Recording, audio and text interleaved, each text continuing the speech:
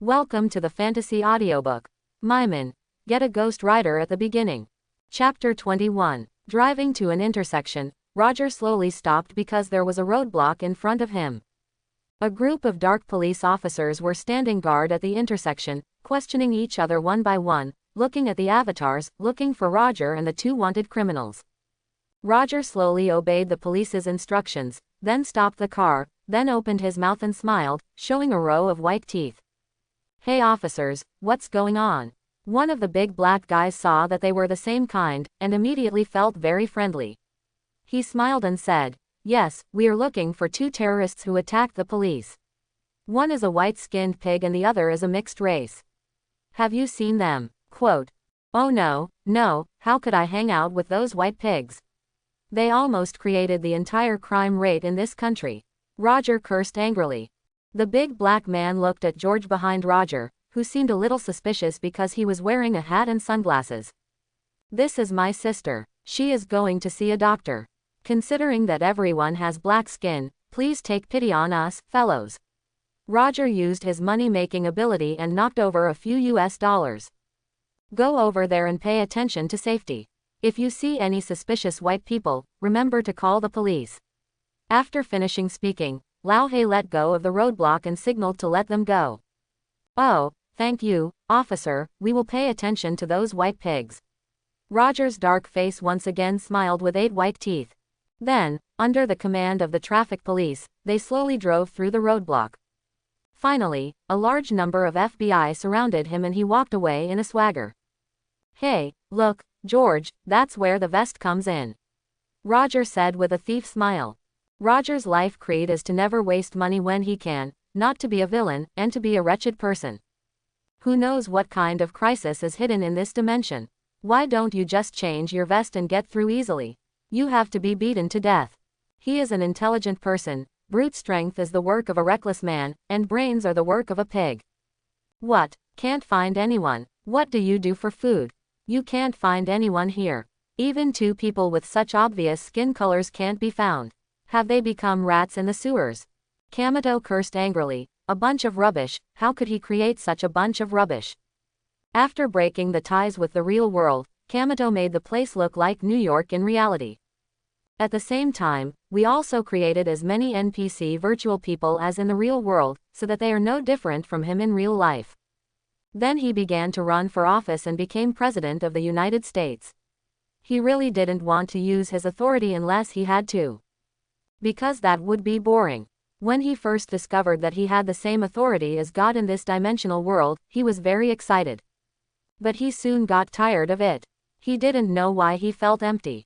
It was obvious that the people here were like real human beings. They could talk, have their own thoughts, bleed and die. But he still felt empty, because none of those people could give him a sense of reality. He waved his hand and the people disappeared, and then waved his hand again, and people could be created again. Beauty and money can no longer satisfy his sense of emptiness, including material things, because they are too easy to get, and you can get as much as you want. He is not as optimistic as Aji. He has been discriminated against by Jongju since he was a child. He has a very dark heart, which he just covers up. After that, he created this world, and then began to set limits for himself, without using God's authority, so that he could not kill those people at will, and then he enjoyed a sense of satisfaction. Kamito finally understood the truth that people will never cherish things that are too easy to obtain. So he sealed his authority and would not activate it as long as he was not attacked or in danger. After that, he ran for Congress and the president. The process was exactly the same as reality, difficult and laborious, but he no longer felt empty. Now the arrival of George and Roger has aroused the cruel side of his heart. He wants to catch the two people from reality and torture them severely to satisfy his bloodthirsty desire. Because of the virtual NPCs, he killed them without any trouble or even feeling, just like playing a game, and he didn't even bother to kill them later. The thought of two real people being tortured made him feel itchy, like a man looking forward to going to a club. He directly used his authority to use various departments, CIA, FBI, Homeland Security, and police, to search for Roger and George everywhere. Now these NPC subordinates actually told him that they could not find them. Trash, it's useless for me to keep you. Kamado took out a pistol and shot the man in front of him in the head. Ah, the beautiful female secretary was so frightened when she saw this scene that the president actually took out his gun and killed him. Kamado stared coldly at the female secretary. The female secretary was startled by him and immediately covered her mouth and did not dare to speak. Tell me to go down and block all exits in New York. No one is allowed to go out. I will strictly check the documents and arrest anyone who is suspicious. Okay, I'll notify you right away. Kamado looked at the female secretary coldly. He didn't care whether he would be impeached by the parliament. They were just a group of NPCs. If he hadn't been restricted by the rules of the game, he would have killed these people long ago. They were all useless. Roger and George, riding their motorcycles, were about to leave New York when they encountered another roadblock. This time they were not so lucky. Several police officers directly asked them to show their driver's license or other documents that could prove their identity. Roger did have a driver's license. It was his own. This black man didn't have a driver's license at all, and if the other party checked, he might find it was a fake ID. So he came up with a plan. I protest that this is inhumane and violates the spirit of freedom in the United States. I refuse to show it. An old black man came over and patiently advised Roger, "Man, I also know that this is against freedom, but there is nothing I can do. Please cooperate with me as instructed by the superiors." Just when Roger was about to use his money ability again, a voice came from the side. "Fake squid, you guys go to hell."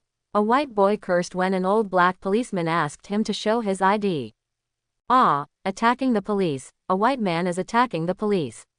Lao He yelled, and the police around him immediately took out their guns and pointed a magazine at the white boy. Bah, bah bah bah bah. After a series of popcorn, the white guy took the lunchbox directly, and his whole body was covered with dense peanuts. George and Roger looked at each other. How about we go back first and then think of other ways?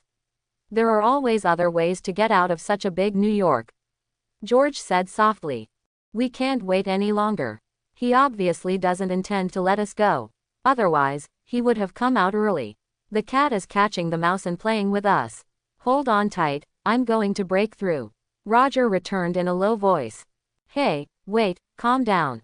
There are thorns in front of you. If you drive over, your car will get a flat tire. Who said you can't drive past the ground thorns? Who said motorcycles are afraid of ground thorns? It's the ground thorns that are afraid of cars. George. Boom. Roger suddenly increased the accelerator and rushed over. When he was about to encounter a ground thorn that punctured the tire, Roger's eyes opened. The Ghost Rider turned into a motorcycle. The two tires suddenly spurted out blazing fire, directly crushing a large row of ground spikes. The ground spikes were flattened and bent by the tires. Ghost Rider, exclusive motorcycle appears. The flaming tires flattened or even melted the ground thorns the moment they ran over them. Then the motorcycle directly hit the roadblock placed by the police in the middle of the road. The evil spirit locomotive, without any hesitation about Newton's coffin, directly smashed into the huge roadblock, breaking it into several pieces and flying all over the sky. After smashing the barricade, he walked away arrogantly, leaving behind a group of stunned police officers. Catch them and call for backup. Call support. In the White House, Kamado, who had just assumed the position of president, was sitting on the sofa, watching the news boredly, constantly changing TV stations, hoping to find news about George and the two. Bell bell. Hey, I'm Kamado. I hope you can tell me some good news.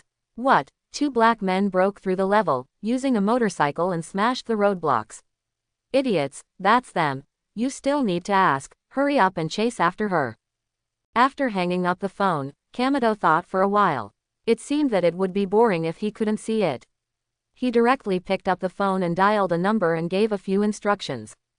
Hey, Luo, why is your motorcycle like this? My butt is almost cooked. George looked at the motorcycle in horror. His whole body was on fire, especially the two tires, which turned into Hot Wheels. Turn the same. Hot Wheels drove on the road at high speed, melting the road directly into a scorch mark. I have tried my best to control the temperature, otherwise your whole body will turn into ash, let alone your butt. Roger shouted. Roger is also very helpless. He trains hard every day. In order not to scare girls away and lose fans, he works hard to fine-tune his control. From the full body transformation at the beginning, you can later transform into only one hand, one foot, or even two eyes, while other parts remain unchanged. Now, he can enchant his motorcycle and turn it into an evil chariot, but the temperature still needs to be strengthened. It was his limit to be able to control himself without burning George, who was sitting behind him, to death. "Luo, there's a police car coming from behind," George shouted. "Hurry up and shoot, why are you still hanging around?" But what? They are NPCs created by Kamito. They can have as many thoughts as they want. They may not die even if you die." George gritted his teeth, took out his gun, and shot several times in the back. In an instant, the tires of several police cars were hit by George, and the fronts of the cars lost control and crashed into the surroundings. Two vehicles even had their fuel tanks ruptured and caught fire, and finally exploded. "Hey, Officer George, when did you become a sharpshooter?" Roger originally just hoped that he could delay it for a while so that the police car would not follow so closely. Who knew that George was so awesome and solved it directly? "I don't know, I just wanted to aim at the tires of those cars, and then the bullet hit. I have never had such good marksmanship before. Watts, and such a good thing, when you come to the mirror space and suddenly your marksmanship is like a god, you become a sharpshooter. Then why don't you? Etc. In the mirror space, it couldn't be the turd-shaped fruit given by a GE. Then why don't you have your own abilities? Even if you can only use them here, it's a pleasure. I closed my eyes and experienced it for a long time, but I still couldn't feel any superpower." "George, what were you thinking when you fired the gun?" Roger shouted. "I just wanted to hit it, God bless me, that's all." George shouted back. "That's it, let me give it a try." At this moment, a police helicopter flew from the sky, calling for Roger and the others to surrender. Roger took out his favorite, the Silver Desert Eagle, and squinted one eye at the helicopter. "May God help me hit." George was stunned for a moment, and then he was so frightened that he flew away and shouted with a pale face. "Luo, what are you doing? The motorcycle will overturn if no one controls it." Roger didn't care. Not only did he look up to the sky, he also let go of his other hand and let the motorcycle drive automatically. "Don't be afraid, it is already a mature motorcycle, it's time to learn to drive it by yourself." "Huh." George opened his eyes wide, not understanding what Roger was talking about. However, when he saw that no one was controlling the front of the motorcycle, he turned and accelerated on his own, as smoothly as a professional racing driver, which slowly calmed down his racing heart. "Luo, if I am with you, sooner or later I will have a heart attack, and I will eventually be scared to death by you. People below, listen, stop the car immediately and surrender. If you don't surrender, we will launch an attack." The police on the police helicopter shouted through the loudspeaker that the president had ordered that they be captured alive as much as possible and that they should be killed only as a last resort. Bah! Roger fired a shot at the helicopter, but missed.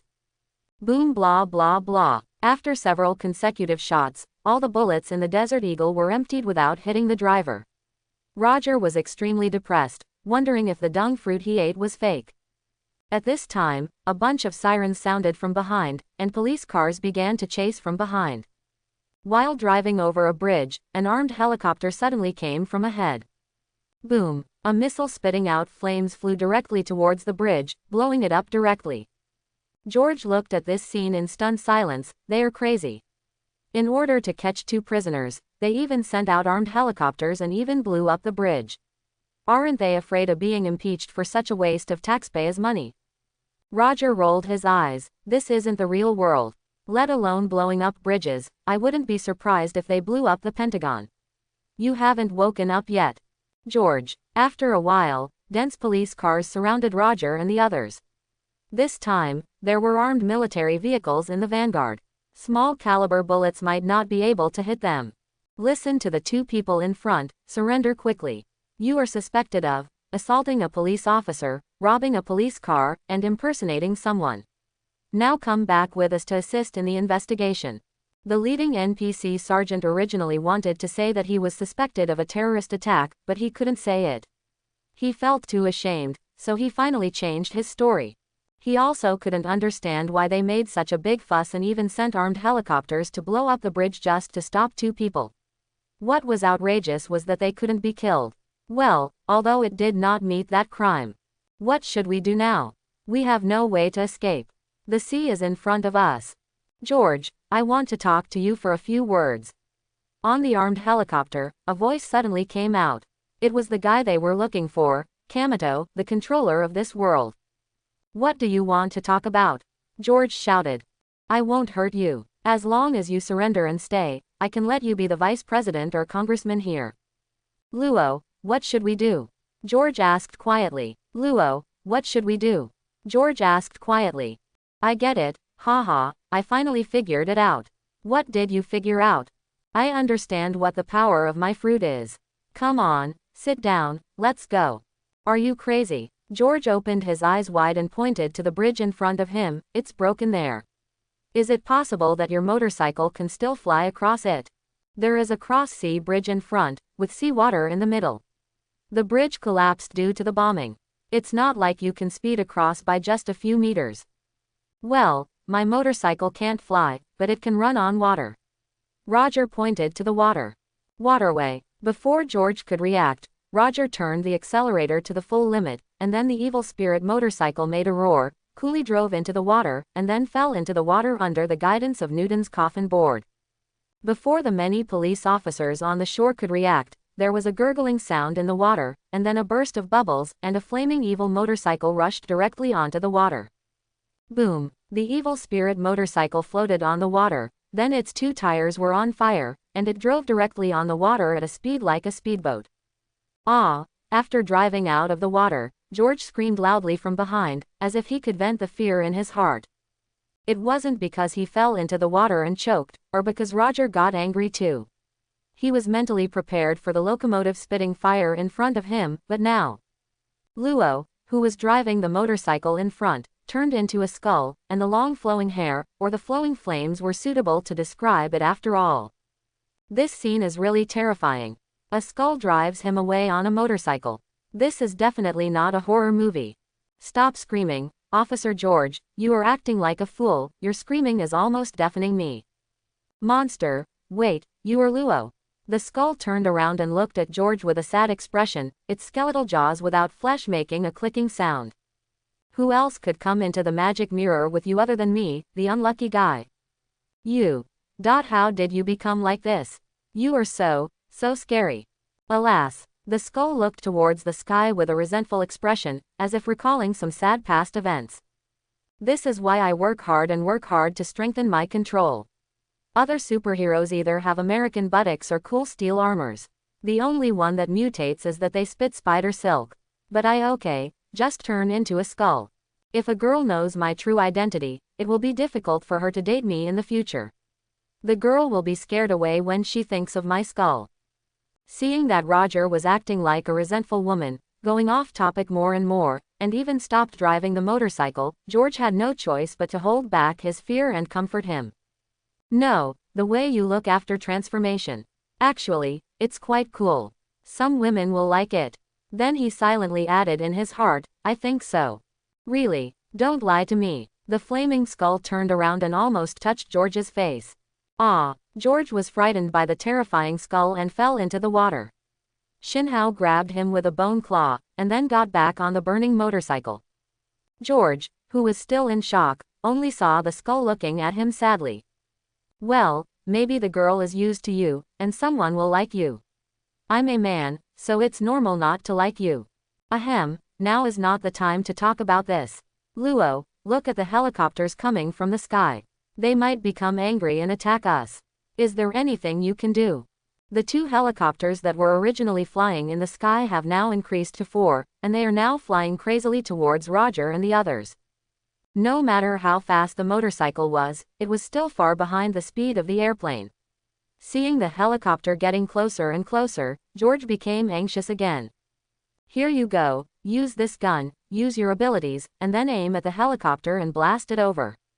Roger took out his treasure, Winchester Model 1887 shotgun. Yes, it is also the exclusive firearm of Arnold the Terminator. I chose this gun for no other reason than the motorcycle, sunglasses, and the gun looks cooler and stylish. What? Are you not mistaken? You want me to use this to shoot down a helicopter? It's not that George doesn't believe it, but that although this gun is powerful, it is still unreliable to shoot down a helicopter. Have you forgotten the 2 fruits that Aji gave us that we ate? I guessed your ability correctly, it should be aiming, etc. You just shoot, I will assist. Roger shouted. Assistant, what is the ability of your fruit? George asked curiously. You'll know after you shoot, Roger smiled cheekily. George picked up the 1887 shotgun and aimed it at one of the helicopters, while Roger put one hand on the barrel of the shotgun. Bah! After George fired, a bullet possessed by Roger flew directly out of the muzzle, then flew bigger and bigger, and finally turned into a metal bullet with a diameter of 1 meter, which directly hit the helicopter. With a loud bang, the helicopter turned into a fireball. It was hit by a large enchanted iron ball with a diameter of 1 meter. Not to mention the fragments of the plane, even the debris and ashes were gone. What the hell, Luo, what happened to your gun? George looked at the Winchester Model 1887 shotgun in his hand in great surprise. It's as if this is not a shotgun, but a huge cannon on a battleship. Hey, I just discovered that the fruit I ate has no practical ability, it's just amplification. I didn't know the bullets would get bigger. I thought it would just attack faster and more powerfully. Roger thought happily, this increase is useless, it is really amazing that the bullet can be enlarged when shooting, but it will be useful if he meets 2, 3, or 4 or 5 girls in the future. That scene, I can't bear to look directly at it. Can I give you a nickname, the Little Prince of the nightclub? Accidentally, a drop of flaming saliva fell into the water and caused a small amount of steam. If Roger's thoughts were known to George at this time, I'm afraid it would be a shame.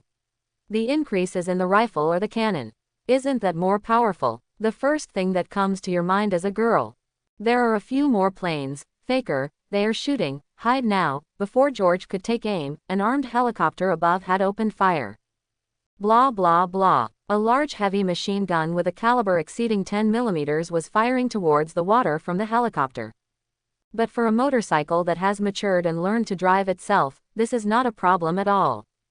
I saw the Ghost fire motorcycle turning left and right, but not a single bullet from the armed helicopter could reach Roger. In fact, Roger is not afraid of being swept away. He is protected by various demons and demons. In addition, Ghost Rider has his own immortality. As long as he is not blown into ashes by a powerful missile, he will not die. But George is in danger. Don't be in a daze, shoot quickly, Roger shouted quickly. To put it bluntly, his own shooting skills were just average. It's not a sharpshooter, but it's not bad either. It's a bit difficult to hit helicopters that are constantly flying at high altitudes. It's hard to aim. The speed of the motorcycle is too fast. I can't aim at all. George replied. The dung fruit you ate should have its own aiming ability. Try it with concentration. It will definitely work. Then let me try. George endured the staggering posture, and regardless of whether he aimed or not, he concentrated and fired. After the shotgun fired, a huge lead ball appeared in midair, but the speed was still not slow. This time the helicopter was luckier. It was hit in half and fell apart instead of turning into ash. Yes, I hit it. George excitedly raised his fist to the sky. Next, he imitated what he had just done and concentrated on aiming at the remaining 2 helicopters, shooting one at a time. Suddenly 2 fireballs appeared in the sky, and all the aerial pursuers were killed.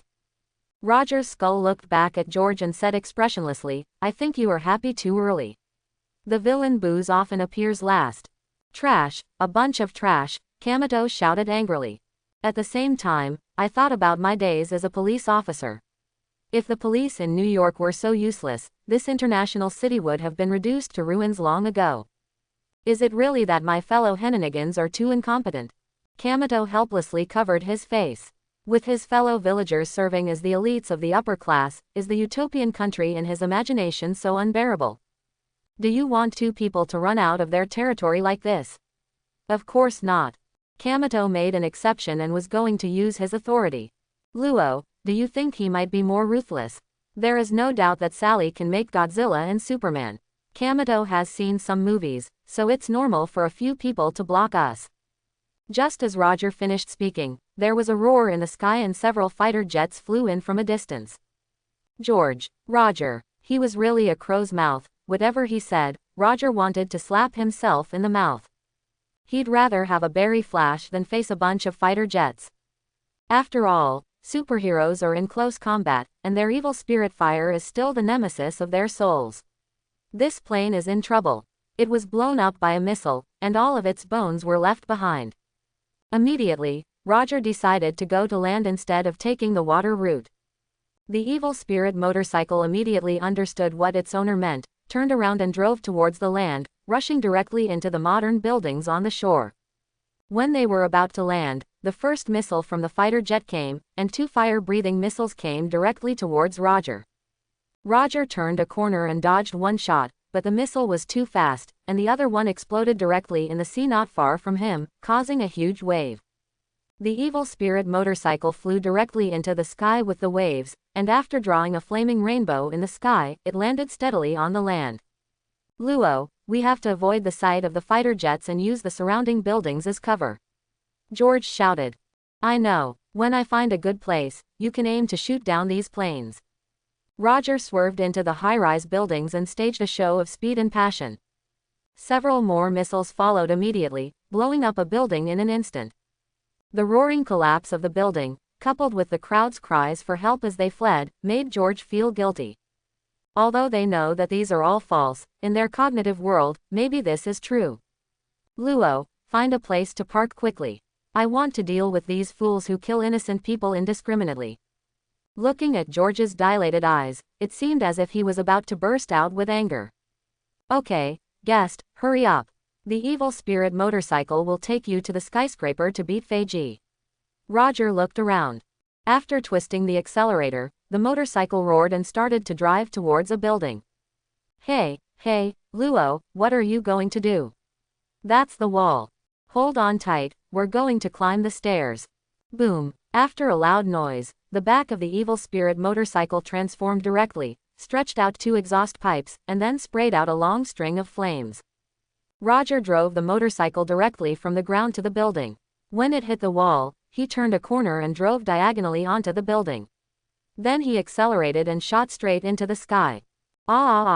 George has never been so thrilling in his life, even riding a roller coaster and riding a motorcycle up a high building. The building is perpendicular to the ground at 90 degrees. They are climbing the wall now. What is outrageous is that the tires of the evil motorcycle are firmly grasping the wall of the building. Newton saw that the coffin board might not be able to hold it down. The world of magic is so unreasonable that science cannot suppress it. George's hands had no place to grab, so he could only hold Roger's waist tightly, clamping his feet tightly on the motorcycle, and did not dare to let go for a moment, for fear that he would accidentally fall off the building and die. The evil spirit motorcycle was very fast, reaching a speed of at least more per hour, surpassing even the most Ferrari sports cars. Within a few dozen seconds, it carried Roger and George to the top of the building. George, who was frightened by the roller coaster and turned pale, staggered and fell off the motorcycle.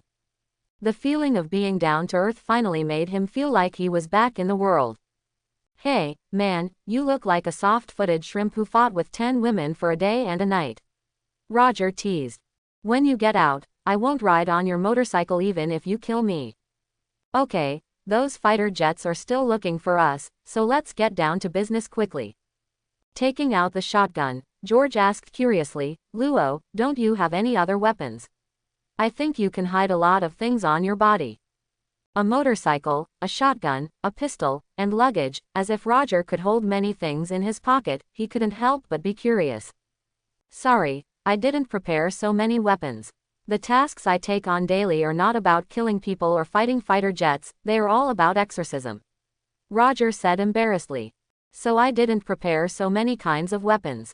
Okay, anyway, shotguns can also fight fighter jets. Roger took out another kind of bullet, the kind with small steel balls. Then the two began to cooperate again, one enchanting, the other aiming, and waited for the fighter jet to fly over again. Finally, several fighter jets passed by the building where they were while searching for Roger at low altitude. It's now. Bah bah bah bah. George fired several shots unceremoniously. Under Roger's amplification, the bullets became extremely huge halfway, but they flew away without slowing down at all. The sky was suddenly filled with small steel balls the size of basketballs, which even several fighter jets could not avoid. After several fireballs exploded in the sky, they fell into the city like meteors. These few fighter jets bombing the city without any scruples would be impossible in reality, but in this dimension they are so unreasonable. Okay, it's time for us to leave. If we don't leave, I'm afraid that guy will do something else. Roger prayed in his heart that Mephisto would protect him and never create a Superman. I looked at it with the eye of judgment and found that it was not very far from the weakest glass. As long as I passed it, I could break it with one shot with an enchanted bullet, and then leave here through the space-time door. The two rode the evil spirit motorcycle again, and then quickly drove towards the exit. Hell, it's going to be another roller coaster ride. Sooner or later I'll have a heart attack from you. Can't we just take the elevator? George complained. Seeing that Roger was about to turn degrees vertically again and drive towards the ground again, George couldn't help but feel frightened. Time waits for no one. Would you rather take the elevator slowly or leave early? Don't blame me for reminding you that next time he gets a nuclear bomb, we will be completely cold. He would have to be treated for a heart attack in the future, but now it was more important to escape. George gritted his teeth and sat on it. You know, you are the first man to sit in my car and you are still holding my waist. I always feel very awkward. Roger said uncomfortably. Shut up, Luo, I'm more awkward than you. Drive quickly. The nagging Roger had no choice but to start the evil spirit motorcycle again, and the two wheels started to burn again. Then, as George screamed again, he slid directly from the wall of the building, and the two tires ignored Newton's coffin board and firmly grasped the wall. This time it went smoothly. Without the flying ones, the police on the ground couldn't stop Roger at all. Let's find out about a motorcycle that can climb rocks and avoid it. Soon, the locomotive arrived at the weakest point that Roger had judged before. As long as he took out his gun and shattered the mirror, they could get out. George, why can't you stay? If you stay, I can give you anything. Kamito, I still have family in New York. I'm not a fool like you who can give up my wife and children so easily. George yelled. You can just stay here by yourself. Why are you stopping us from leaving? What on earth do you want to do, you fool? Maybe he really wants to kill you. Roger said in a low voice. He didn't find it strange what he did.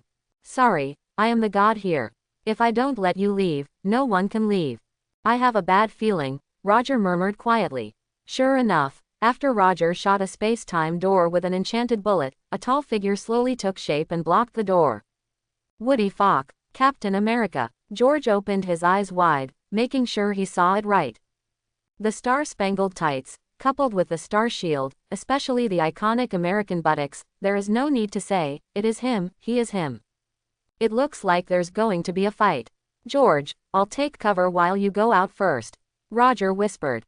Then what do you do? Can you run out? I have my own way, you were right to listen to me. After speaking, Roger immediately shot the captain, but he predicted it and blocked it with the star shield. What surprised Roger was that the evil fire on the bullet couldn't burn and melt his shield. This is outrageous. The fire of evil spirits is the nemesis of all souls. This world is obviously created by an idea of Kamito's spirit. It stands to reason that the spiritual world should also be able to burn. Looking at this character who was the same as Kakashi in the Japanese manga Next Door, Roger had a headache. He was known as the captain of the universe, and anyone could beat him, but he didn't know how strong this captain was. Roger picked up the Winchester Model 1887 shotgun and aimed several shots at the captain, but unfortunately they were all blocked by the opponent's precise prediction. Since firearms are not good, let's fight in close combat. Roger threw the shotgun on the evil spirit motorcycle, then drew a samurai sword from behind his butt and rushed forward. The captain was stunned for a moment by Roger's cool move. It was the first time he saw someone draw a weapon from behind. Although he started fighting without having to control his body, his eyes couldn't help but glance at Roger's butt. The katana slashed hard on the captain's shield, but the burning flames still couldn't melt the opponent's shield. After the captain blocked it, he raised his foot and kicked towards Roger, but Roger did a backflip to avoid it. He is not an exorcist who has learned nothing. He has learned some mixed martial arts and fighting. Although he is not at the top level, it is enough for daily tasks. After all, his main enemies are still those demons, and fighting is of no use to them. Therefore, in daily training, Roger still focuses on his own magic, especially the Ghost Rider. "George, you go first," Roger shouted while fighting Captain America. George nodded and ran towards the space-time gate. At this time, Captain America threw a shield and stuck it under George's feet. His mission was to prevent the two from escaping. Good chance. Seeing that the opponent's shield was off, Roger picked up his katana and rushed forward. At the same time, he enchanted the katana, and a katana with evil fire slashed at Cap's head at an extremely fast speed. But the 5½ is not in vain. Captain America dodged the opponent's flaming samurai sword, and then kicked Roger in the stomach. Oh, it really hurts. Roger's face was deformed in pain. Because this time he didn't dodge, he just used his body to carry it down, and at the same time, he hugged Captain America's feet to prevent him from moving. "George, receive." Bah! George fired, and his shot hit Captain America with perfect accuracy. With the increase in his fruit power, he accurately hit Captain America. Captain America visibly paused after being injured, and Roger took the opportunity to look into his eyes. "Look at me, Steve Rogers." Eye of Judgment activates. Of course, Captain America didn't know what the Eye of Judgment was. He just subconsciously looked into Roger's eyes and couldn't move away. Then in an instant, his body quickly turned into Lu Qing smoke and disappeared, so fast that even Roger was surprised. After Captain America turned into smoke, Roger looked thoughtfully at the shield he left behind. Finally solved. Phew, George wiped the sweat from his head. "Haha, it's too early, George." A voice came from the sky. It was Kamito. Kamito had two angel-like wings on his back, slowly falling down. That's right, he had lifted the restrictions on himself. There will be plenty of time to play virtual games in the future, but it won't work if two real people run away. After Kamito fell slowly, he looked at the place where Captain America died, raised the corner of his mouth, and stretched out a hand to wave. Then, there were more than a dozen American teams at the scene, each holding a shield. Roger, the key is that everyone is wearing a shield. This thing's own evil spirit fire can't be burned. I don't know what's going on. George, run first. Roger suddenly took out several grenades from his hand and threw them towards Kamito. The explosion of more than a dozen grenades was certainly no small matter, and the captains immediately formed a shield wall to directly protect Kamito. But Roger, the chicken thief, threw not only explosive grenades, but some of them were filled with ingredients, and the moment more than a dozen grenades were thrown out, they were directly amplified by Roger, and each one became the size of a basketball. If he was not too close and was afraid of accidentally blowing himself up, Roger could amplify them to the size of a car. Boom, boom, boom. After more than 10 explosions, there were flash bombs, smoke bombs, some with sleeping gas, and some even cursed by Roger. After the explosion, some Captain America began to wail, because although the debris was blocked, the smoke was not. Roger added various curses inside.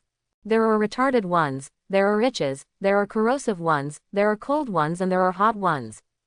Basically, all the curses Roger can add will be put in.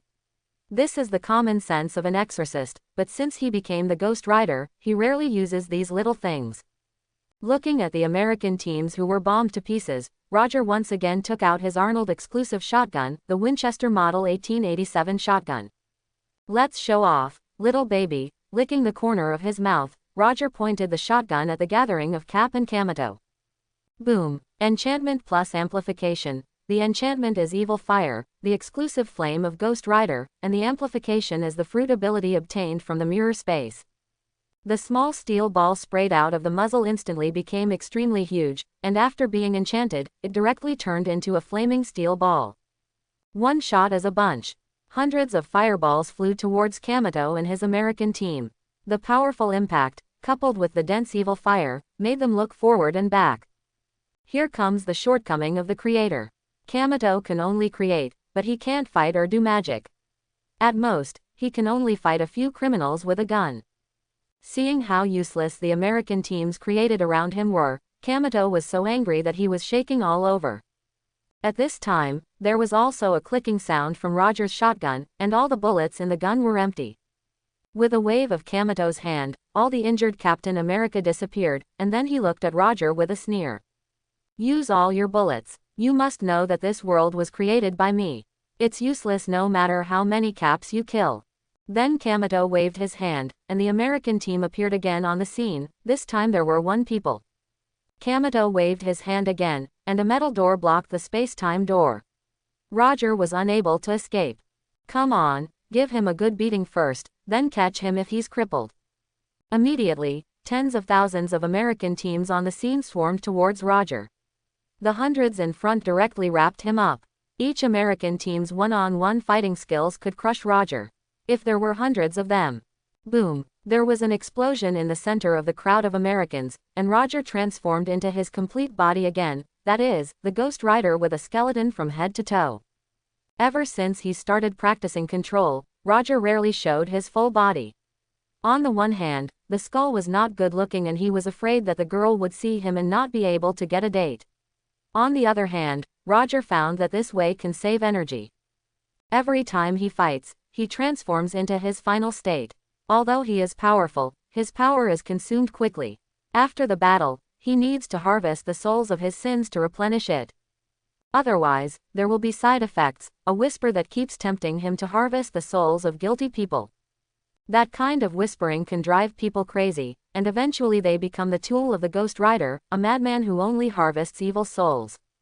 After successfully learning complete control, Roger became more powerful, but because of this, he rarely showed his final form. Now, he tried to increase the ability of the trial fruit. Unexpectedly, the effect was surprisingly good. The small flaming skull directly turned into a Balrog. Although the body is still only 1.7 meters 8, the surrounding flames that are more than 10 meters high directly burn all the surrounding US teams to ashes. This has a good effect, a bit like Madara Hokage's Susan. Roger smiled evilly at Kamato. Tens of thousands of Captain America attacked me in a group, right? Now I will challenge tens of thousands of you alone. Opening the flame Susanna, he rushed directly towards Kamato, who was protected by Captain America. Anyone who touched a little flame in his path was wiped out in ashes, and countless star shields crackled down like exploding equipment. Devil, he is the devil, stop him for me. Kamato turned pale with fright and roared loudly. Kamato was horrified when he saw the annihilated Captain America. It was the first time he had seen such a situation. It is probably because in the real world, New York is too comfortable and he only deals with human criminals. He has never seen a devil in his life. This is the first time he saw a flaming skull, but Roger looks like this. Talking skulls are indeed scary. Not to mention girls, it's normal for men to be scared to death. Kamato wanted to run away. He cherished his life and no longer thought about leaving 2 human toys behind. Instead, he prioritized saving his life first. He turned around and wanted to fly away, but saw a motorcycle with burning tires crashing directly towards him. Kamato. Bah, Waterfack, what the hell? Kamato, who was knocked away, had only one question in his mind. Why did an unmanned locomotive start on its own and then crash into him? But it was too late. Kamato, who was flying in midair, had been firmly grasped by a big hand before he could hit the ground. Look at me. Before Kamato could react, he saw 2 eyes, to be precise, 2 eye sockets in the skull. There were 2 small flames that were very bright, brighter than the flames around his body, as if they were a sun. His soul was also on fire. Bang! Roger dropped Kamato, who had turned into a mummy, on the ground. It's over. Even the devil from hell didn't force me to be at 100%, but you did it. I'm willing to call you, 4. Roger looked up at the star shields around him, thought about it, and gave him a better title. For the most powerful Captain America boar, no boar can give birth as well as you, too. A small mouthful of flame-shaped phlegm was spat directly on Kamato's body, igniting a raging fire and burning him to ashes. After Kamato's death, everything around him began to disappear. Just like Sally's world, the Captain America he created, living or dead, turned into smoke and disappeared. Roger put 2 fingers into his mouth. Shish. After a whistle, the evil spirit motorcycle automatically drove over and stopped next to Roger. Good buddy, you cooperated so well. I will reward you with a bottle of the best motorcycle oil when I get back. George and the others should be impatient. Let's go back. Boom. After a roar, Roger drove the motorcycle into the space-time gate. Just when Roger stayed to break up the aftermath, George had already left the magic mirror dimension and came to the real world. After coming out, she looked at the magic mirror in shock, while Sally, who was waiting on the side, noticed that George's expression was not right and hurriedly stepped forward to ask. What? Are you in danger? Was it your guy from New York who did it? Is he crazy? Sally opened her eyes wide and couldn't believe it. Wasn't that person George's colleague? How could he hurt them? Power and strength is a poison, the poison of desire.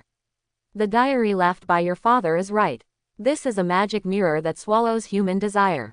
George looked at the magic mirror in front of him. The surroundings are covered with mysterious patterns. If you look carefully, you can easily get lost in the complex runes inside.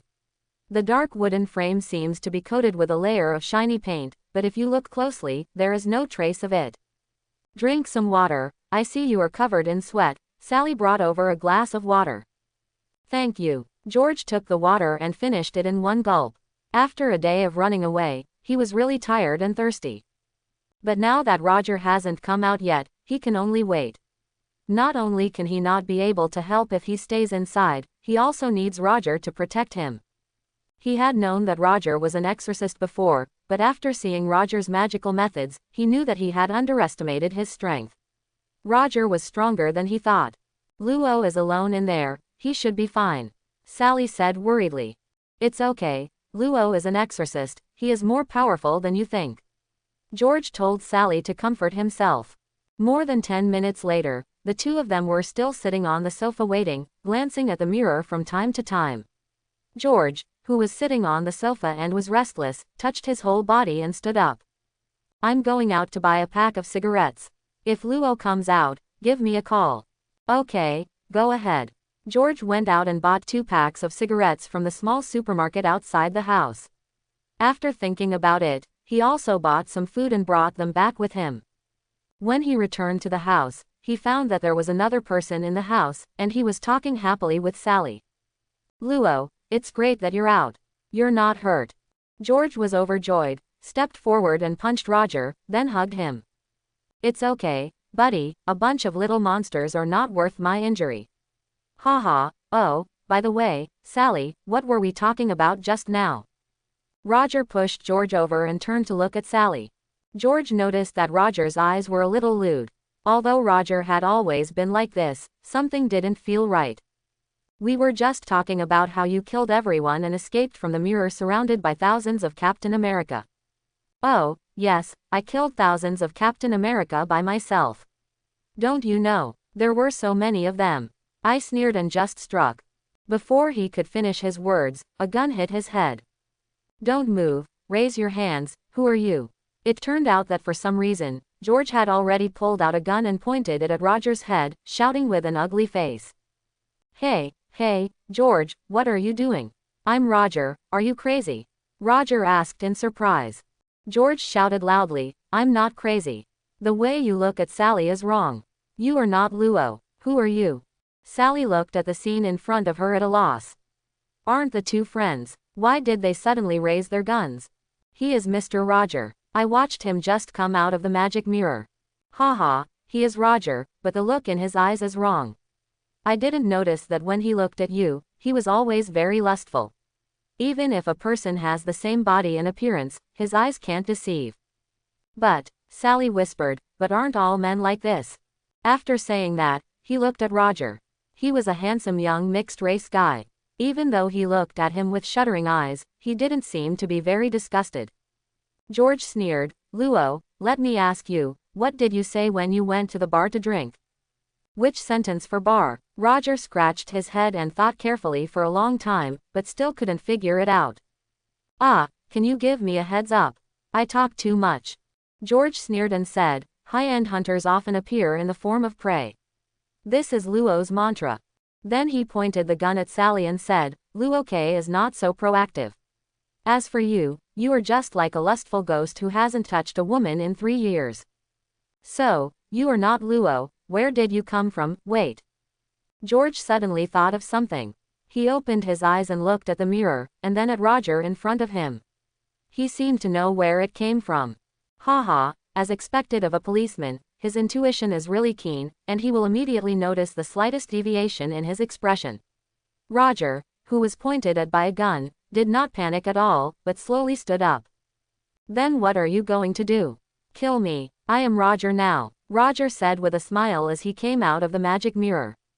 Hey man, I'm not as lowly as those other guys, you can totally pass me off as him. George stared at Roger, who came out of the mirror, and asked the questions he wanted to know. I don't understand. Didn't the diary say that the bond with reality must be cut off, or that someone else would appear after a long wait? Why was it that you were born within a day after we entered? Roger picked out his ears indifferently and said, I also want to know this question. Maybe it's because I'm too powerful, so I was born faster. Okay, I'm leaving. What are you going to do now? Shoot. Beat me to death. You can't leave, go back to the mirror, or I will shoot. George gritted his teeth, pulled the barrel of the gun, and loaded the bullet. I think you forgot one thing. Although he and I have the same memory, you are just a stranger to me. As soon as he finished speaking, Roger had transformed. Black smoke and flames continued to emit from the body, and the head instantly turned into a skeleton with long flowing flame hair. Bah! George shot the opponent without hesitation, and the skull rushed up and punched George away. After being knocked away, George hit a wooden shelf and fell to the ground. He didn't know how many bones were broken. Ah! Sally saw this horrifying scene, clenched her hands into fists and kept screaming. It's so noisy, woman. The skull covered his ears helplessly. It seems he has no ears. Then he picked up the pistol that George had dropped on the ground, picked it up and shot Sally. Bah! The whole world is finally quiet, so I say that there is no woman in my heart, and I draw my gun to the god of nature. The skull looked at Sally, who was lying in a pool of blood, with satisfaction. He picked up Sally's car keys, transformed into his human form, and walked out. He was going to enjoy the colorful world. What the hell, why can't you get out? Roger kicked the thin glass door in front of him with his feet. What's going on? Why can't you get out? Roger kicked the transparent glass space-time door again. It doesn't make sense. He has been in there for less than a day. How could this happen? Is it because the missing runes in the magic mirror caused the malfunction? He couldn't sit still and wait for death. Roger didn't know how to use time and space magic. If he couldn't get out, he would have to stay and be a god and play harem games for the rest of his life. He took out his Winchester Model 1887 shotgun, activated the Fruit's ability amplification, and fired a shot at the space-time gate. Boom! Huge sparks accompanied by impact hit the space-time door without any cracks, but the keen Roger found that the space-time door shook. There is a play. Then let's do something big. Licking his lips, Roger inspired the evil fire to enchant the shotgun, and suddenly a flaming magic gun appeared in his hand. Evil fire enchantment, coupled with devil fruit amplification, fire away. Bah! Bah! Bah! After 3 shots, cracks appeared on the transparent space-time door, and it could be seen that those cracks were being repaired at an extremely fast speed. Whoosh! Roger whistled. Man, let's change our form and rush over. After getting on his own evil spirit motorcycle, the front of the car began to deform, and a sharp front came out. Then he backed up a distance, twisted the accelerator, extended the 2 exhaust pipes on the back of the motorcycle, and the flames erupted to the maximum. Rush, for freedom. The evil spirit motorcycle flew forward at a speed that could only be achieved by a fighter jet, and finally hit the glass space-time door accurately, smashing the space-time door into pieces and leaving this dimension. Real world. George struggled to get up, crawled to Sally with difficulty to check, and then endured the severe pain and crawled into the kitchen to find the first aid kit. After crawling out step by step, I took the hemostatic medicine to help Sally stop the bleeding. I really didn't have the strength to tie the bandage for her, so I could only lie on the ground and gasp. Remembering that I should call the police at this time, I took out my mobile phone and found that it was out of battery. I had not charged my mobile phone since I came to this town. Fake, George, furious, smashed the phone to the ground. I don't know how many ribs were broken in my body, and I really couldn't move. I could only hope that someone in the surrounding neighbors heard the gunshots. In this way, someone would help call the police. Maybe Sally and myself could still be saved. What he didn't know was that the town was remote and there were relatively few people, and Sally's house had few neighbors, so no one noticed the gunshots. Ha. Ha. Every breath was as difficult as if the lungs were burning. At this moment, there was a sound of shattering glass. Roger smashed the space-time door and rushed out of the magic mirror, then stopped firmly in the living room. What's going on? There are enemies. Why are you all injured? Roger got off the motorcycle and hurried to George's side and asked. George weakly pointed to the mirror and said, "The mirror, another you walked out, and our injuries were caused by him." Me. Roger looked at the mirror in surprise. He went in and within a day, a version of himself was born. And isn't it necessary to cut off the bond with reality before another person is born and walks out of the mirror based on the principle of equivalent exchange? Forget it, this is not the time to think about this. I will think of a way to help you heal your injury. Roger helped George sit back on the sofa. It doesn't matter to me, it's just a few broken bones. You first think of a way to save Sally, or call an ambulance. She's about to die. George weakly pointed at Sally on the ground. Sally was lying on the ground, already very angry, with more air coming out and less air coming in. Oh, I'm sorry. Roger checked Sally. She was hit in the internal organs by a bullet and was bleeding. The chance of being sent to the hospital for rescue was slim. It seems that we can only use unconventional means. Roger blinked and thought of a long-forgotten big devil like Watwo. Pazuzu, the first fallen. I immediately had an idea, took out my gold finger, bought a character skin, shaped it into the shape of Za Kong, and then equipped it. Then he took out a knife and cut Sally's hand open, then cut his own palm, and the wounds on the two hands were pressed together. Roger closed his eyes and recited a spell, "In the name of the great wizard John Constantine, I swear this oath forever." Then he took out a piece of parchment, placed it on the ground, drew a six-pointed star pattern around it with salt, placed the candles, and finally recited another spell in Latin. A mysterious existence from a distant place. The worshipper of life, the controller of desire, the greedy of endless wealth, the devil who controls people's hearts. I bear witness to you with my life. I sacrifice my soul to you, and I guide you with my own blood. Bound by a contract made in ancient times. I, John Constantine, end all defenses and protections, listen to your call, and the devil will quickly subjugate you. I summon you to appear in the world. As the candles began to flicker automatically when there was no wind, Roger's eyes turned white and he tilted his head upward for a while. An invisible black mist began to gather around his body, and then through the blood oath, Sally's wounds were slowly healed, and the bullet was pushed directly out of the body. After a while, the treatment was completed, the candles were extinguished, and there was a rune of the devil's mantra on Roger's hand. This was the devil's text and mark, like a coordinate. I'm fine. It's incredible. Didn't I get shot just now? Hey, who are you? Sally looked at the man holding his hand in surprise. That's Luo, he's using magic.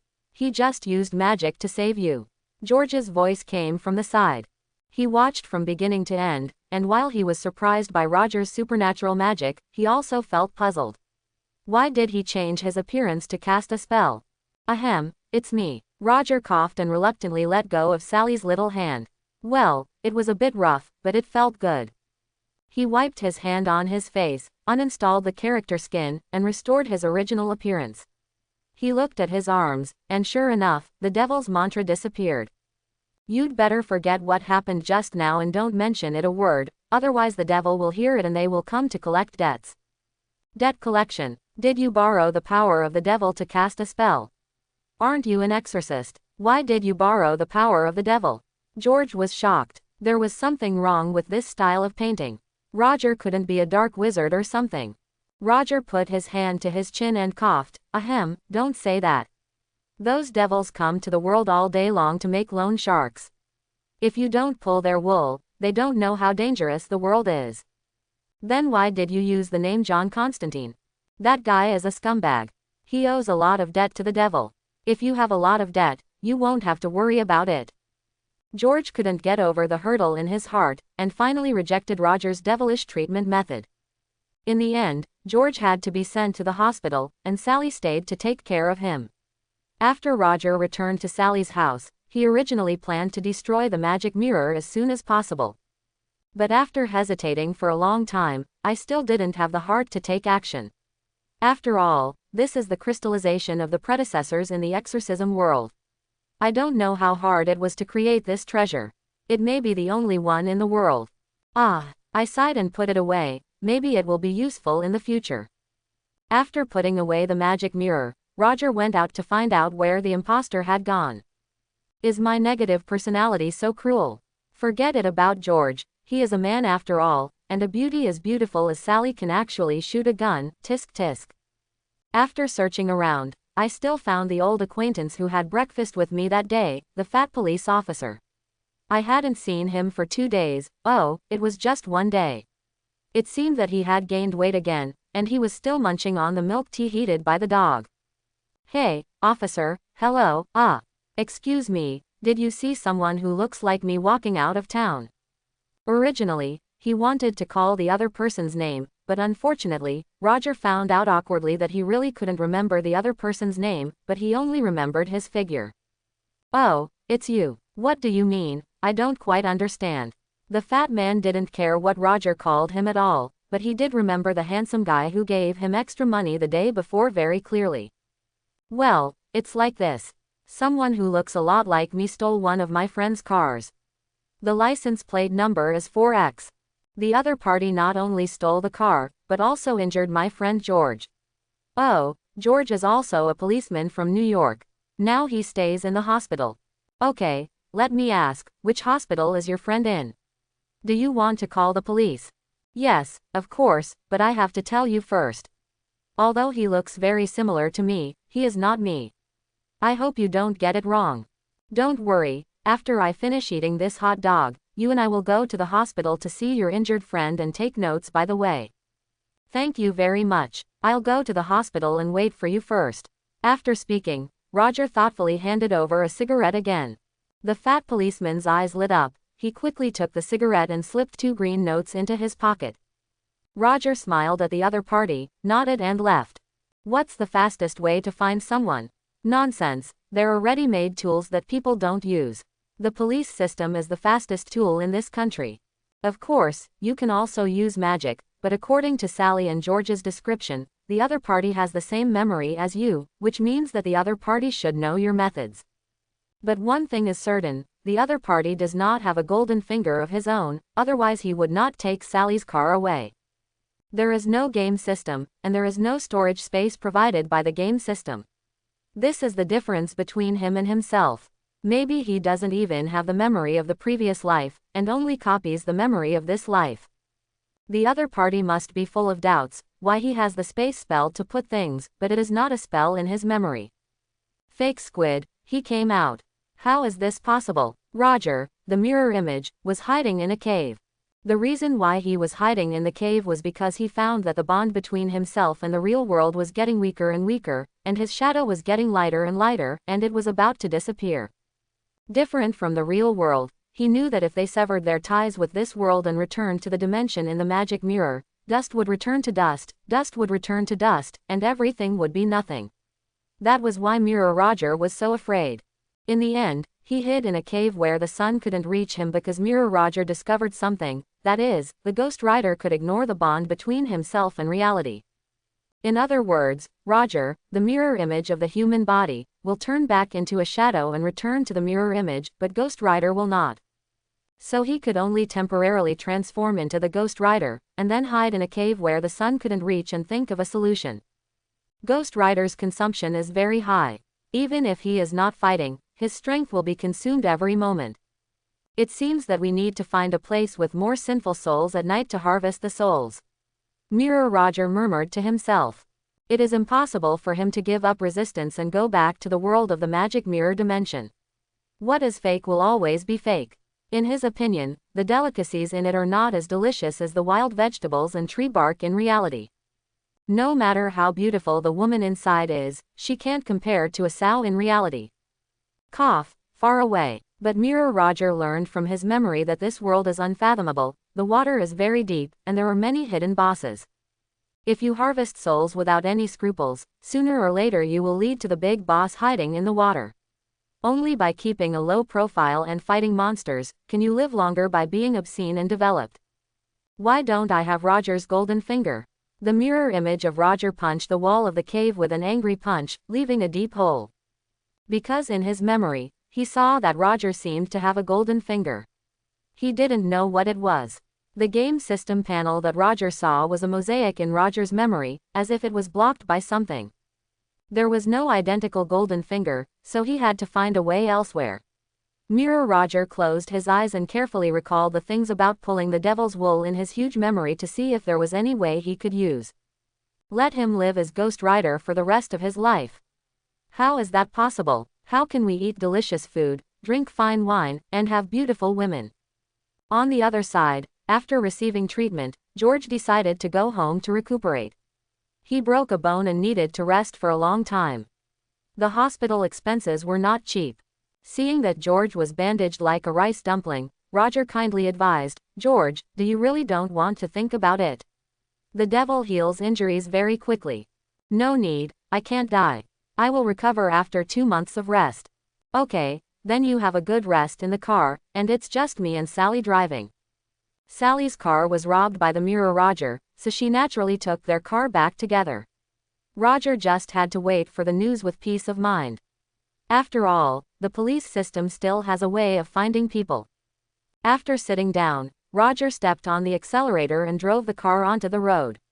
The goal was of course to go back to New York. "Luo, did you destroy that mirror?" George suddenly remembered the magic mirror. "Don't worry, I have sealed it and put it away. No one will touch that magic mirror again." After speaking, Roger looked at Sally and felt that it was a bit bad for him to take other people's things like this. Sally seemed to see what Roger was trying to say and smiled. "I originally planned to destroy that mirror according to my father's will, but it was safer to leave it with you, so I gave it to you. I just hope it won't appear in the future and harm others. She is such a considerate woman. I must give her other compensation after returning." Taking advantage of girls was not Roger's habit. Welcome to the town of Berkswell. En route, Roger glanced at the street sign next to him. It had been several hours since they drove away from Sally's grandfather's house. The car is now on its way to New York. There are farms on both sides of the road. The plants are growing well. It seems that the land here is quite fertile. Alas, what a pity. Roger sighed and drove the car listlessly. "What's the pity?" George, who was tied into a rice dumpling, couldn't help but ask. "Didn't you notice that the fruit we ate in the magic mirror has no superpowers?" After Roger came out of the magic mirror dimension, he discovered that his ability was gone. Because George was an ordinary person, he didn't know how to control and had never practiced, so the feeling may not be very obvious. But Roger is different. He practices hard every day and controls his power more precisely than George. The amplification ability is still there, but it is separated by a space-time gate and cannot be used, as if there are some inexplicable rules restricting it, unless the invisible and formless rules can be broken. Thinking of this, Roger couldn't help but curse in his heart. If he could break the space and rules, why would he need the ability of this fruit? Unless, equivalent exchange. This is the only way he can think of, but how to exchange it? He is not a time-space mage and has no relevant knowledge about this type of magic. The devil has a large number of mature spells. There is probably no other magic mirror in the world. It's a bit of a pity. It would be great if that ability is still there. It's like the barrel of a gun, but there's nothing you can do about it. You don't have to be so depressed. Hey, you don't understand how important my ability is, the increase is. Suddenly realizing that there was a woman next to him, it seemed not good to say this. Roger quickly shut his mouth. "What are you talking about? Is it the thing brought out of the magic mirror?"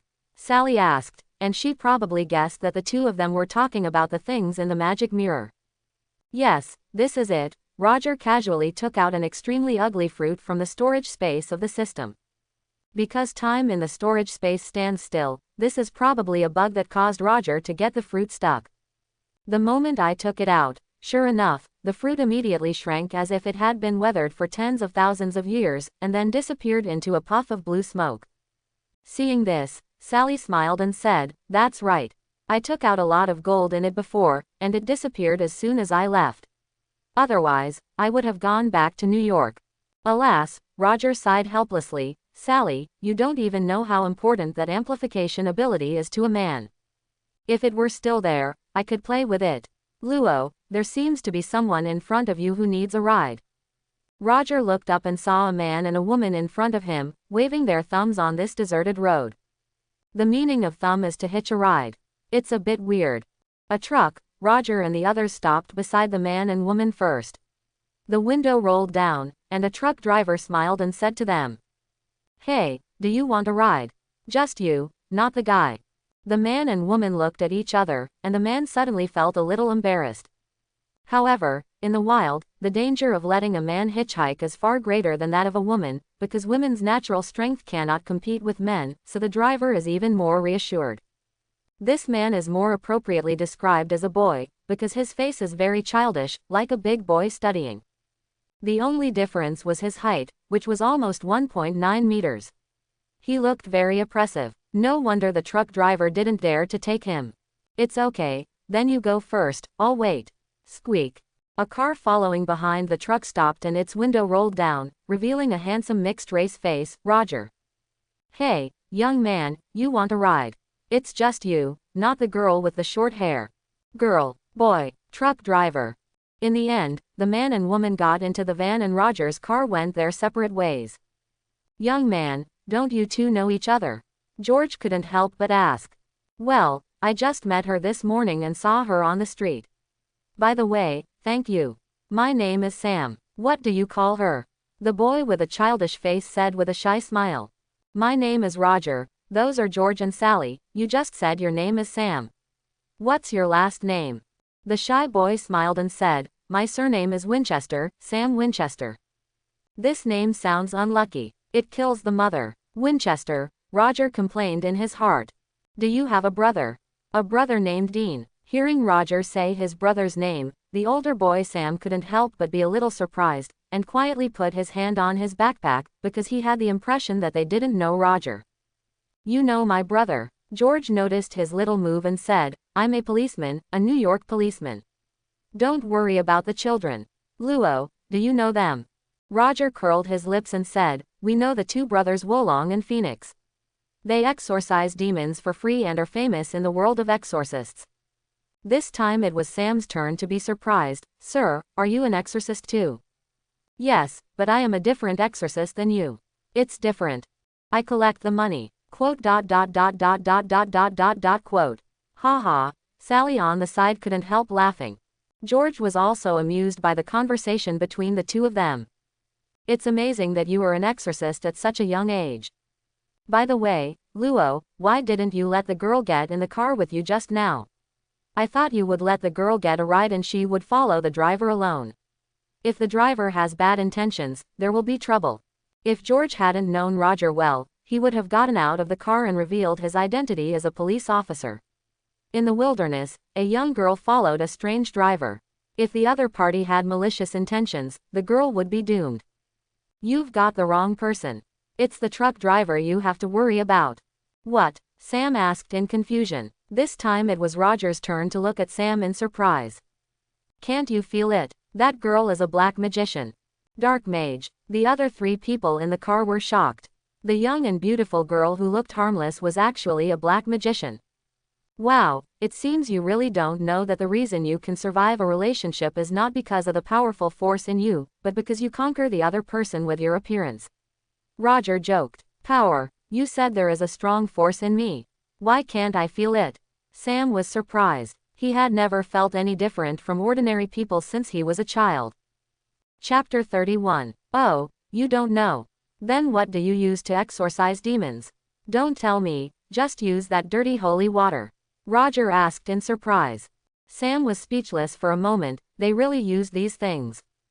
Salt blocks are the most commonly used, because salt can only drive away devils but cannot kill them. As for why devils are afraid of salt that cannot kill them, no one knows. The Wen brothers used salt blocks instead of bullets, and then shot them out with guns. What they usually do is to find the true form of the ghosts, sprinkle them with salt and gasoline, maybe add some holy water, and then burn the ghosts to get rid of them. After hearing what Sam said so much, Roger asked curiously, "Where are those invisible things?" What if you can't see them? We usually find its body, sprinkle it with salt, then add holy water and gasoline and burn it. Quote. Quote.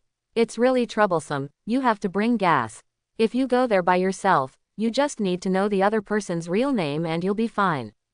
Just spit out the burning spit, and those evil spirits and devils will be burned to death. Seeing that Roger was silent, Sam couldn't help but ask a question he wanted to know just now. Sir, are you also an exorcist? And you just said that there is a powerful force in me. You can tell me what it is. I have never felt it before. Seeing the child's sincere attitude, Roger nodded and told him, I smelled it as soon as you got in the car. There was a strong smell of sulfur in your blood. There is devil's blood in your body. Sam immediately retorted, impossible. I am a real human being. How can there be demon blood in my body? Roger rolled his eyes. I'm a human too, and I don't have a ghost rider in my body. Why do you care so much about blood? Just use it if you have the power. But, just because you have demon blood in your body, it doesn't mean that you are the child of the demon, nor does it mean that your mother stole someone.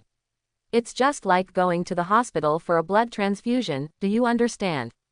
Hearing Roger's explanation, Sam breathed a sigh of relief, obviously relieved that he was his parents' biological child. George asked curiously, Luo, do you mean that if you lose the blood of a demon, you can have the power of the demon? Roger said seriously, no, he will die. George. Sam. Then why did I? Roger waved his hand, I don't know, maybe you have a unique physique, so the devil is greedy for your body. With so many people in the world, there are always some people with very special physiques, including souls, that can attract the favor of the devil. Including a man named Zakong, both heaven and hell are fighting for his soul. Along the way, the four of them chatted and drove, and soon it was evening. Roger parked the car in front of a motel, and the group planned to spend the night here. By the way, Mr. Roger, you said that Girl Meg is a black magician. Can you tell me about the black magician? Sam asked curiously. Unlike his brother, he has been well protected and is even in college, while his brother Dean has been following his father to exorcise demons. Therefore, he also has a partial understanding of many things in the dark world, not only him, but Dean as well. Gee, Roger felt a little pity for these two brothers. They were obviously blessed with one-of-a-kind physical talents, but they could only use ordinary people's methods to exorcise demons, and even often read their father's diary on the spur of the moment. It doesn't have to be a black magician, it could also be a witch. Just think of them as a group of people who like to borrow power from devils and demons. It's okay if the truck driver doesn't have bad intentions. If he does, he will bad luck. Roger gloated. For those who want to do evil things to a witch or black magician, death is more comfortable. What is worse is that they cannot live or die. Luo, since you knew that girl was so dangerous, why didn't you stop her then, if something happened to the driver? George said dissatisfied. Why stop him? As long as the driver doesn't have evil thoughts, it will be fine. Look at Sam staying with that woman for so long. Did she hurt Sam? Roger was still cheerful and said carelessly. George was speechless for a moment. Roger is neither a saint nor a good person. If he goes up to kill a witch or black magician when he sees him, that would be a lunatic. Those who use black magic are not necessarily bad people, and those who use white magic are not necessarily good people. Didn't you see that Kamataja's boss Furuchi used black magic? Besides, the other party and Sam stayed on the road for so long and didn't hurt him, so why should I meddle in other people's business? Okay. Those who use black magic are not necessarily murderers. Maybe the other party will teach the driver a lesson and let him go. You have to believe that good looks come from the heart. Most good-looking people are good people, like me. Roger pointed at himself. You have a dark heart and you are not a good person at all. George couldn't help but complain. Ha ha ha ha, that's right, good people don't live long, bad guys live for thousands of years, hee hee. At this time, Sally came out of the motel. Everyone, good news. There are enough rooms inside and the price is reasonable. I have booked 4 rooms with the boss. Let's go in. With Sally's support, George walked into the motel step by step. After all, his body was still at its peak and he was recovering quickly. Roger also followed the two of them and was about to walk in, but he saw Sam standing worriedly next to the car, holding a mobile phone and making calls. "What's wrong, Sam? Why are you standing there?" Sam raised his head and said to Roger, "Mr. Roger, my brother's phone has been unreachable. He has been unreachable for 4 hours. I'm worried that something will happen to him." Roger asked, "Could it be that his phone is out of battery?" Sam shook his head. It was impossible for his brother to make such a stupid mistake, especially since the two brothers were separated. "No, my brother would never make such a mistake. Moreover, when he was exorcising demons, I was worried that he would have an accident." Roger was stunned for a moment. Exorcism. There is no need to doubt that there must have been an accident. After thinking about it, Roger told him without being venomous. He removed the words, "I'm worried," and instead said, "You want to go find him?" "Yes, I would like to borrow your car to go back to Berkswell to have a look, because that's where he is going this time." "Boxwell Town. Isn't that the town they passed through in the morning?" "Okay, that's fine. The car belongs to George. I'll say hello to him and then take a walk with you." Roger remembered that the Wen brothers had the aura of pig's feet and could not survive no matter how hard they tried. However, this was television, and any accident could happen in the real world. "Thank you, Mr. Roger," Sam said gratefully. "You're welcome, I'll charge you." Welcome to the town of Berkswell. When we came here again, it was already too late and the sun had set. Along the way, Sam drove the car almost 200 yards. Fortunately, there are few people in this continent, so there are not many cars on the road at night. When he came to the town of Boxwell, Sam was a little confused, because where to find a town that was neither big nor small? Calm down, calm down. I remember that the strange story in this town is a sacred tree." Sam began to dig through his bag to find some information they had collected before. Roger rolled his eyes and felt that every time one of the two brothers was kidnapped and the other one was able to find the other one accurately, it was just luck. Roger got out of the car, walked directly to the farm next to him, took out a small stove, started making gestures, and then muttered a spell to himself. When it comes to finding people, magic is quite practical. "Holy Mother Earth, Mother of the upper realm, please guide me. Reveal the demon hiding here." After Roger finished speaking, a plume of black smoke began to float from the stove, and then slowly drifted in one direction. Roger waved to Sam, "Let's go, spirited boy." Sam quickly packed his bag and followed, curiously looking at the smoke floating in the air to guide the direction. "Mr. Roger, what kind of magic is this? What language did you just read?" "This is the Enochian language, the language of angels. This is a magic that uses the spirit of the earth to find people, but it is looking for demons and evil spirits." "Then my brother, after destroying the evil spirit, your brother will naturally be found." Quote. In the dark forest, two people, a man and a woman, were tied up. One of them was Sam's brother, Dean. It turns out that the crops in this small town have been growing smoothly since half a century ago, with good harvests every year. On the other hand, people die in accidents every year, and there is no doubt that they are both a man and a woman, which triggered the arrival of the Wen brothers. And in the sky, Dean discovered that it might be a sacrifice. Every year, as long as a young man and woman are sacrificed to the evil spirit here, that is, the scarecrow, then the crops here will have a good harvest, regardless of drought or flood. So after friendly reminders to a man and woman from out of town came to no avail, Dean directly took out his salt block shotgun and fought off the scarecrow, saving the couple. As a result, he was caught by the angry town residents the next day and used as a sacrifice. The girl next to her was even more unlucky. Her parents died at the sacrifice, and then she was adopted by her aunt for more than 10 years without knowing it. Because time was tight, she was used as a replacement. She looked at her aunt with tears in her eyes. She really didn't understand what happened to her relative, and she suddenly wanted to offer her as a sacrifice to the evil spirit. "So, you don't know about this at all?" Dean asked the girl. "I don't know, no one has ever told me." The girl's eyes were dull. She even found out about the scarecrow's evil spirit only after Dean told her about it, which shows that she was raised as a sacrifice. "Oh, I hope Sam can come here in time to save me."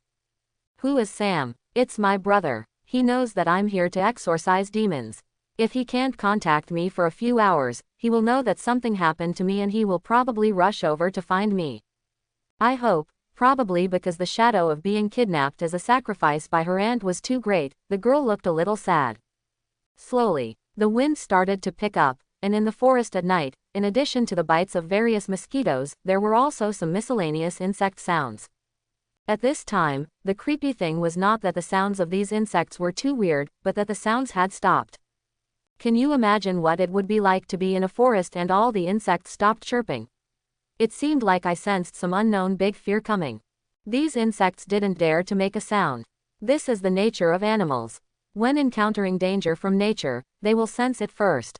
I think we're in trouble, Dean muttered.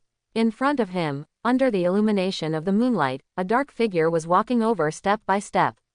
The light was too dark to see clearly, but Dean saw one of the other's hands, which was a hook.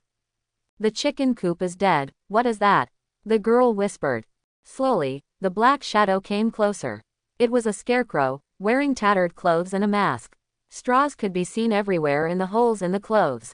The other party held a sickle in one hand and a hook in the other, and slowly walked towards Dean and the others. Seeing the scarecrow getting closer and closer, the girl was frightened and screamed, while Dean on the side was still making the final struggle, pulling hard on the rope. Unfortunately, the rope is very thick and cannot be broken free manually. The scarecrow walked up to Dean, raised the hook directly, aimed at his head and stabbed him hard. It's over, I'm done with it. Dean looked desperately at the hook that was about to hit his head.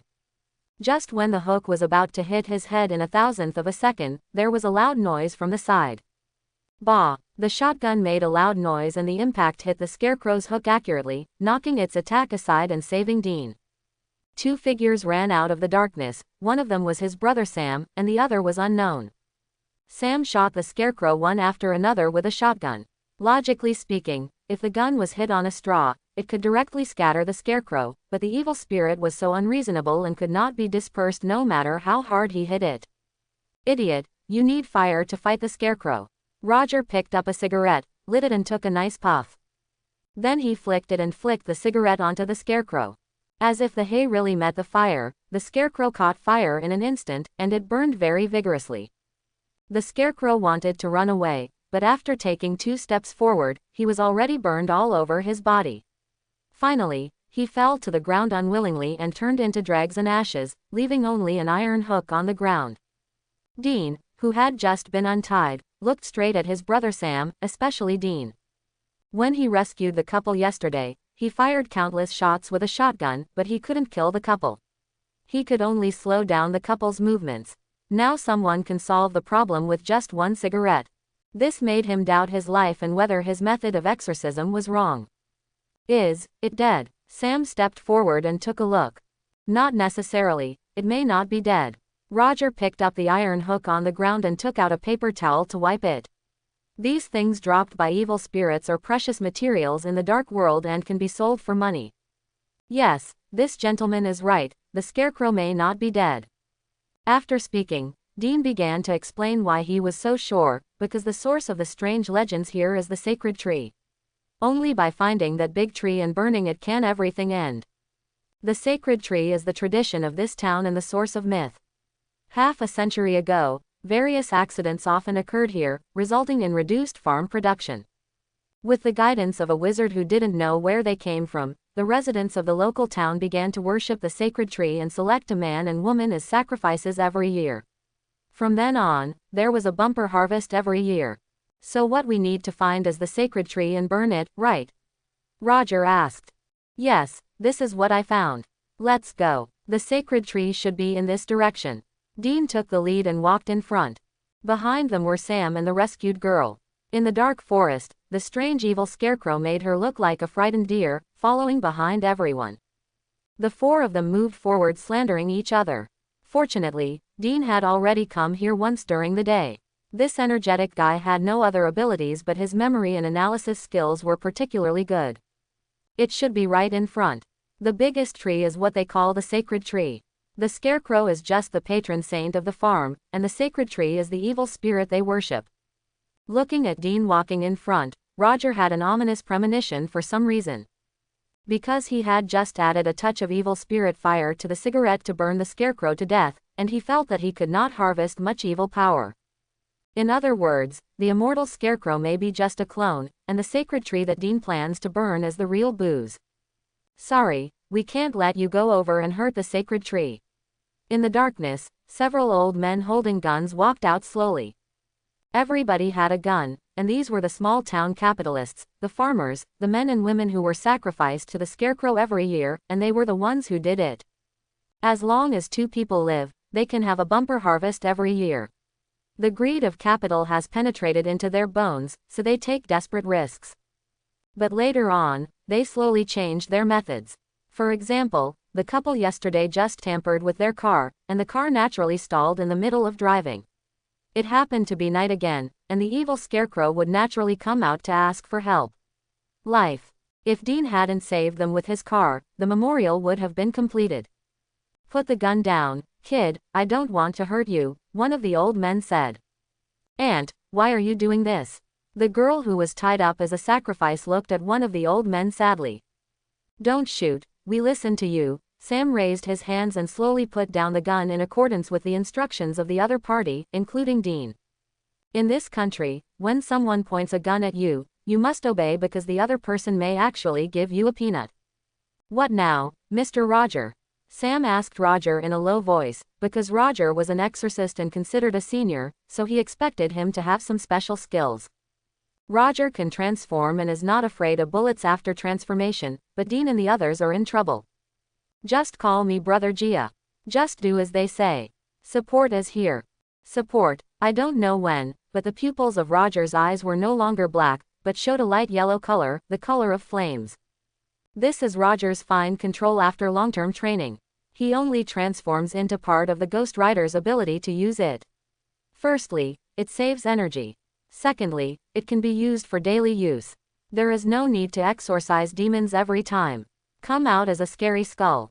The Eye of Judgment, even if it has not completely transformed, can still see those evil spirits and the like using part of its vision ability.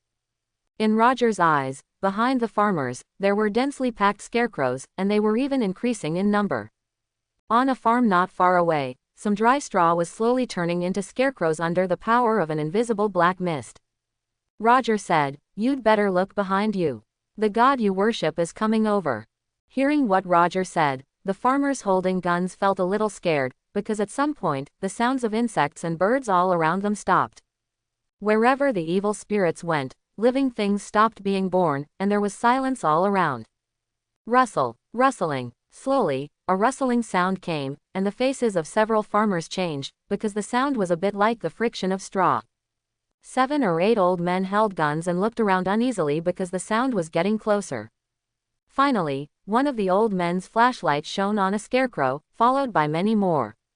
"Ray, scarecrow." One of the farmers began to chatter his teeth and his body was shaking. Although they had known about the evil spirit they worshipped for a long time, they couldn't help but be afraid when they saw it. The scarecrow didn't care whether these farmers were the ones feeding them, he just walked over, raised his hook and started killing. Boom! One of the farmers couldn't help but shoot in space, and this seemed to be an introduction, and the others followed suit. The hit scarecrow flew away part of the straw, revealing the bones wrapped in the straw, which were the human bones left behind after being sacrificed to death. Suddenly there was a burst of gunfire. These farmers who like to sacrifice humans to scarecrows are no longer respectful to the evil spirits they worship. However, these scarecrows are not afraid of human firearms at all. The powerful kinetic energy bullets can only make them stop or fall down, but they will get up immediately the next second. There was great fear between life and death. They just wanted to survive at the moment. Finally, there was a clicking sound from the barrel of one of the farmers' guns, and the bullets were empty. A scarecrow stepped forward, inserted a hook directly into his neck, and then walked into the darkness like dragging a piece of meat. Ah! A farmer who had finished shooting his bullets dropped his gun and ran in the direction they came from. When the others saw this, they also ran away, no longer thinking about catching Dean and the others as sacrifices. In the end, there were only 4 of them left on the scene. Sam swallowed and picked up the salt block shotgun on the ground. "Mr. Roger, Brother Jack, what should we do now?" "Don't worry, the number of scarecrows continues to increase. Several of them have been surrounded and cannot escape." Dean staggered and almost fell. Who cares whether those people are dead or alive now? Sam asked them. Okay. Oh, that's what you're asking about. As long as we go over and cut down the sacred tree, it should be fine. Dean, can you tell me where it is? The sacred tree is right in front, Dean roared loudly and pointed in front of him. Leave it to me, you guys protect yourselves. Roger took out his Arnold-specific shotgun, and the next second, it was enchanted with evil spirit fire. Bah! Roger shot over, and when the fire met the straw, a large number of scarecrows fell down like mowing grass, and each scarecrow ignited a fire. Bah! The shotgun kept spraying out sparks, and one shot covered a large area, like mowing grass. I don't know if these scarecrows are too weak, or if the shotgun enchanted with evil fire is too powerful against them. In short, one shot will cover a large area and set it on fire.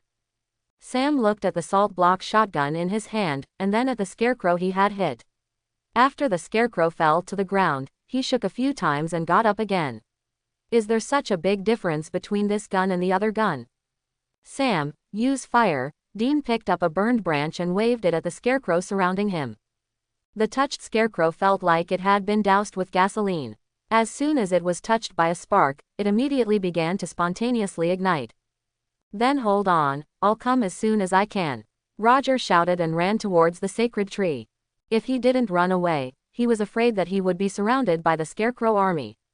He didn't know if the tree demon grandma felt danger, but the scarecrows were summoned one after another for free. By then, except for Roger who can transform, all three of them will be in trouble. He ran and fired, blasting a way out. When Roger approached the sacred tree, the evil tree demon's grandmother here, the invisible black mist around him kept rolling and getting thicker. Probably feeling that the evil spirit fire was its nemesis, the whole body of the sacred tree began to tremble. The scarecrow no longer ran at the slow speed before, but rushed towards Roger at a fast-running speed. The first one hugged Roger's hand in a suicidal style, the second one hugged his head, and the remaining ones hugged his waist, legs. Hey, that's too much. Where are you holding me?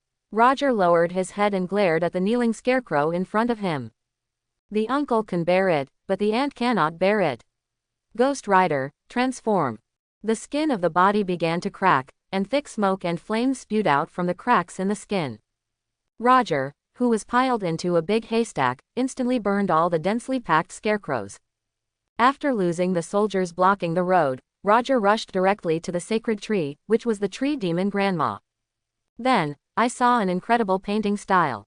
Perhaps seeing that the summoned soldiers could not stop this angry human being, Grandma Dryad pulled out her own roots and tried to escape. When a tree is moved, it dies, and when a person is moved, it is alive. This is a truth that has not changed since ancient times. But the tree demon grandma in front of me, who is regarded as a god by the residents of the town, is obviously not one of them. The opponent directly stretched out a large branch, trying to beat Roger to death. Roger took out a samurai sword, enchanted with evil spirit fire, rushed forward and cut it in half. Well, what should I do if this dryad has no eyes? He wanted to use the Eye of Judgment to harvest the soul of this sacred tree, but found that the other party had no eyes at all. Roger felt a little headache. The Ghost Rider uses his eyes to eat. If he kills it directly with the ghost fire, it doesn't mean that he can't harvest it, but the amount is too small. On the part of the tree trunk that Roger had cut down, the evil spirit fire began to burn along its body, and it could not be extinguished no matter how hard it was struck. The other party simply cut off his own tree trunk at once, pulled up the roots and ran into the forest behind. Run, can it be faster than a bullet? Bah! After a gunshot, Roger took Arnold's special shotgun and blew the smoke from it. This bullet had an increased amount of enchantment. The evil fire instantly started burning along the middle of the dryad's body, and then spread all over the body. The dryad wailed silently, and a black mist invisible to human eyes rose into the sky.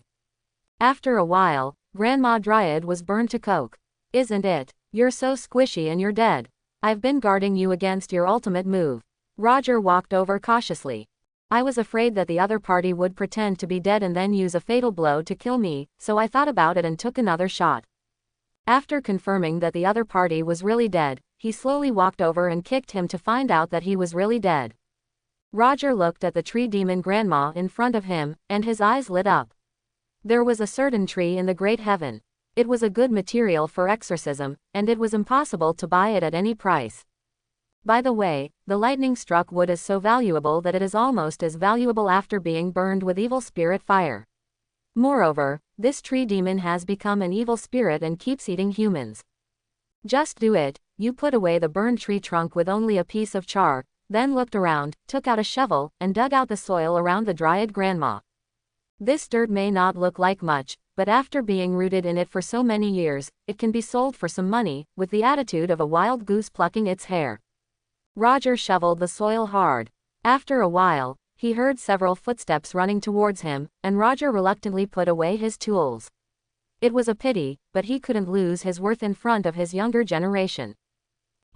Brother Gia, did you destroy it? The tall Sam asked curiously. I looked left and right, but I didn't see any corpses of evil spirits.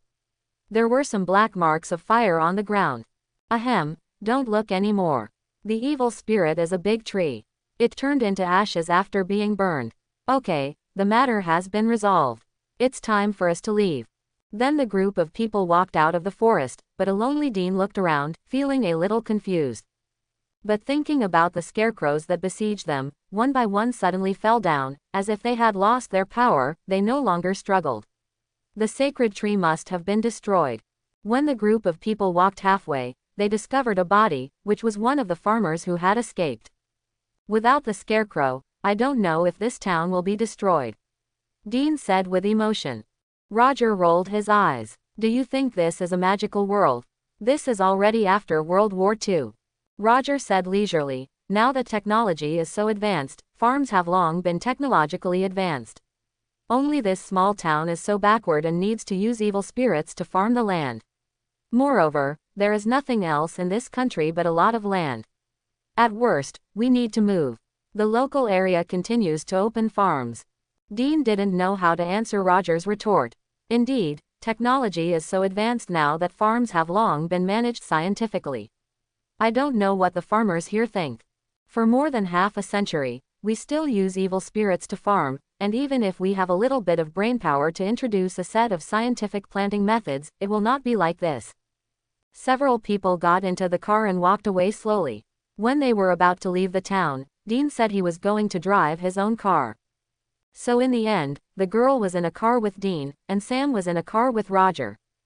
Roger could tell that this big boy seemed to want to ask him something. Tell me, what's the matter? Don't talk to me like that. Your brother and the others saw it and specially asked you to sit in the same car with me. Sam scratched his head sheepishly and smiled. Well, Brother Jack, I want to ask how to use the power in the body to exorcise demons. Well, Brother Gia, I want to ask how to use the power in the body to exorcise demons. Quote. It's simple, you have money. Quote. Exclamation mark question mark quote. If you want to learn, I will teach you, but I will charge you a fee. Children are not deceived. The principle of equal exchange means that I will teach you as much as you give me. It's very logical. Sam nodded and said, that's right. As an exorcist who doesn't work all year round, time is precious. He has to train his power of evil spirits every night, learn various spells during the day, and occasionally go to Hollywood to comfort those who are lonely and empty without being stars. Cold pretty girl. Spending time teaching a stranger to control his own power, just because he is a protagonist that he saw before time travel, readers will complain about that. Unless he treats him as his little brother and his eldest brother tells him to go to the east but not to the west, then we can consider teaching him for free. Let's talk about it when we get back. Anyway, I live in New York all year round. I won't run around without a commission. You can come to me after you think about it. After speaking, Roger sped up and drove towards the motel where George and the others were staying. After a night's rest, it was time to say goodbye the next day. Dean was going to take the girl who was almost murdered by his own aunt to a car. And they also want to go to California to find their father. The little frog is looking for his father. Sam was still hesitant, and finally Roger told him the price of the tuition. He said he would finish the work with his brother first and then go back to New York to find Roger. When Dean heard Roger say that his brother had demonic power in his body, he was also shocked and asked Roger to help him see how he was doing. There is no smell of sulfur in your body, but your physique is very special. I can't tell you. If you practice spells, you should be very fast. There is one thing Roger didn't say, that is, you are one of those unique talents. To be the protagonist of a drama, your talent and luck are completely top-notch. That's it, be careful on the road and remember to think twice before doing anything. After speaking, Roger handed Sam his business card with his number on it. Roger waved goodbye to the Wen brothers, then fastened his seatbelt, ignited the car and drove to New York. This time, the journey was calm, no ghosts were encountered, and there were no resentful spirits. We arrived in New York safely. Roger first sent George back to his home. After all, he wouldn't be able to recover without 2 or 3 months of rest. At the same time, he asked him to notify him in time if there was any news about Sally's car. He was extremely curious about the copy that walked out of the mirror and what his negative emotions were like. After thinking for a long time, he still couldn't figure out what negative emotions he had. Maybe he was just crazy. Maybe the mirror person has disappeared because he can't stay in reality since he came out. Sally, what kind of personality did I have when I came out of the magic mirror? Because she lived in another place, Roger had to take her back. The car was returned to George, and they now took a taxi. Sally thought for a while, he feels to me. He seems to be similar to you, but he seems to be more real than you. Yes, his personality stands out more. After saying that, Sally took a look and lowered her head in embarrassment. Other places, it seems there is no difference. That's it. Roger scratched his nose. Maybe the time they spent together was too short and he couldn't notice it. How could his negative personality be exactly the same as his own? Hey, what are you talking about, magic mirror? It's Andersen's fairy tale, why didn't I understand it? The driver was an Asan, he had nice skin, and he was quite cheerful.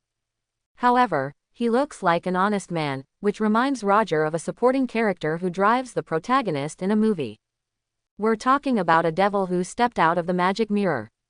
Oh, it's a very loving story. You have arrived where you want to go. The driver pointed and found that he had arrived downstairs at Sally's house unknowingly. Roger took out 2 banknotes and gave them to him. Unexpectedly, the driver waved his hand and said no. No need to tip, I just got off work, and this is my home. Oh, thank you very much. How do I call you? The driver stretched out his hand, but kept looking at a car on the side. Jeremy. Roger also stretched out his hand and said, Roger, I think you seem a little irritable and have something on your mind. The Indian boy Jeremy pointed to an apartment building on the other side. Ah, yes, it's that car. It occupies my parking space every time and has to wait for me to call him before he can get out. It's so annoying. Quote. Roger asked curiously, occupy it every time. And only choose your parking space. Yes, that's right, he chose my parking space instead of parking elsewhere. I really want to beat him up. Roger glanced at Jeremy's head. Do you have a wife or girlfriend? The driver Jeremy said in surprise, how do you know? I have a girlfriend who I have lived with for 3 years, and we are planning to get married. He signaled Sally to get out of the car first, then took out a shovel from behind and patted the Indian guy on the shoulder. He looked at Jeremy with a look of pity. Go home directly later and don't make phone calls. The little brother Jeremy was left holding the shovel in confusion, racking his brains to figure out what Roger meant. By the way, he looked at Roger's butt curiously, wondering how he could take out such a long shovel. After sending Sally downstairs, Roger planned to go back, but unexpectedly Sally said something directly.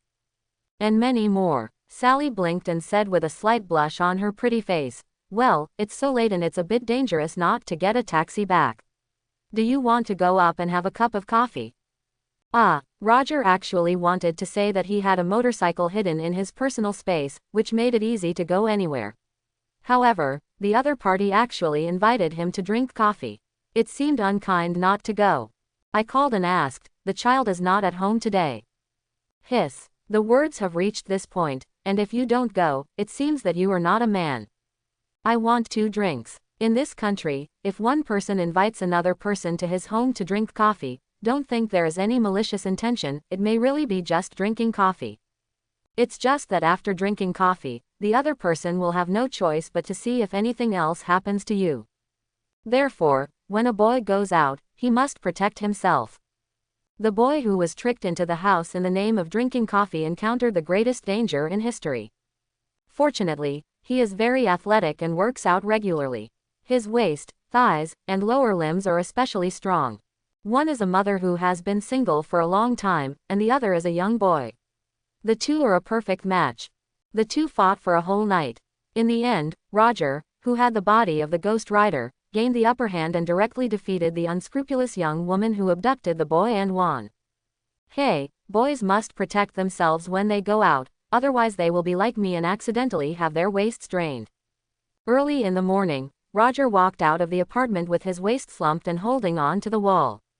Hey, it's you. Why are you here? Did you send my mommy back?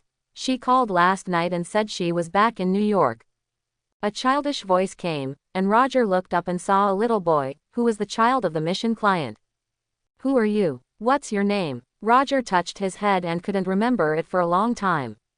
I'm Tom, but the police couldn't find me, so I entrusted you to help me find mommy. Oh, yes, Tom, a child with a unique name. By the way, your mother is back at home. Come in. The little boy Tom was overjoyed. Really? That's great. Would you like to come in and sit down? I'll get you a glass of water. You don't seem to be feeling well. I want to thank you very much. Roger waved his hand. No, your mother has already thanked me several times. You can go in. The little boy didn't understand what was going on. Oh, I'll go in then, thank you.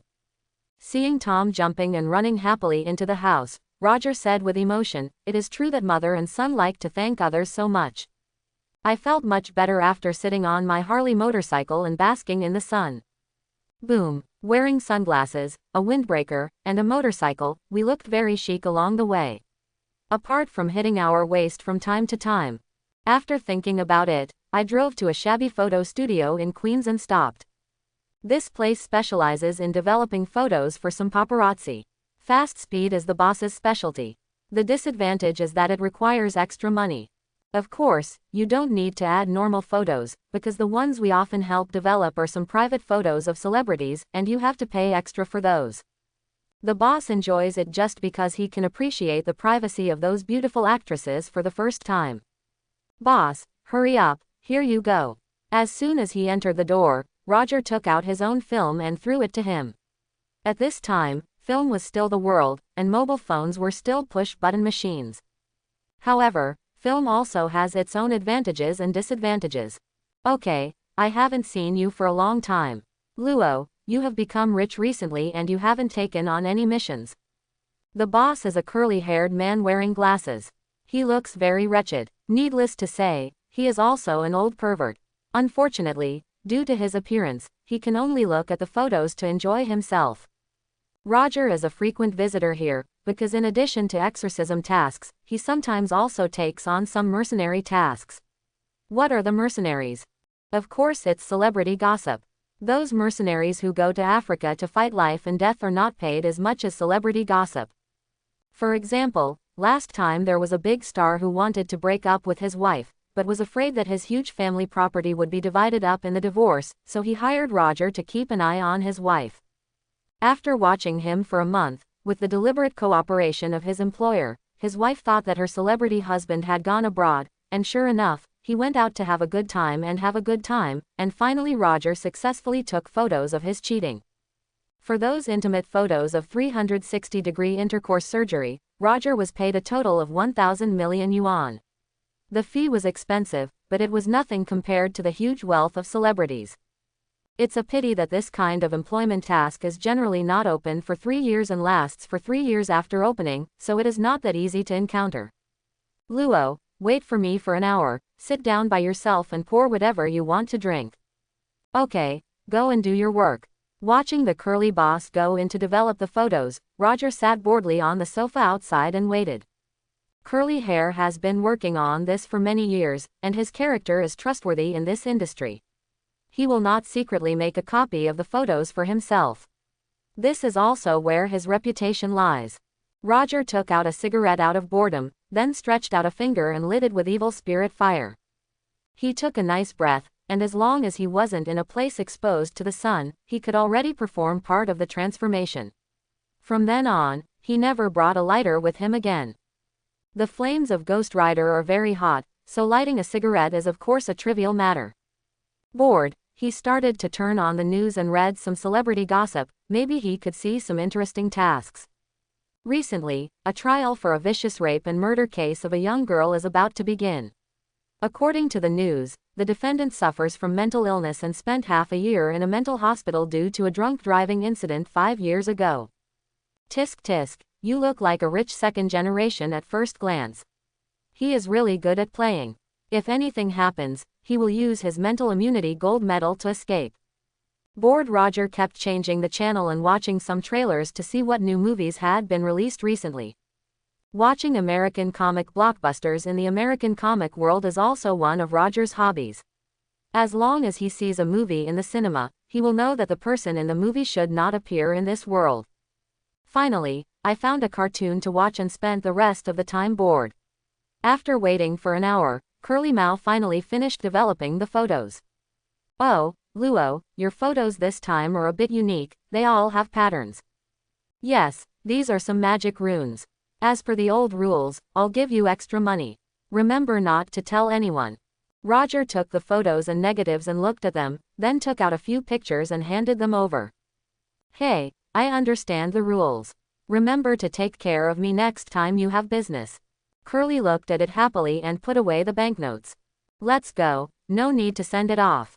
He waved his hand and walked out of this shabby photo studio. Roger also hurried to the next place, Chinatown, where there was an appraiser he knew, a monk from the East.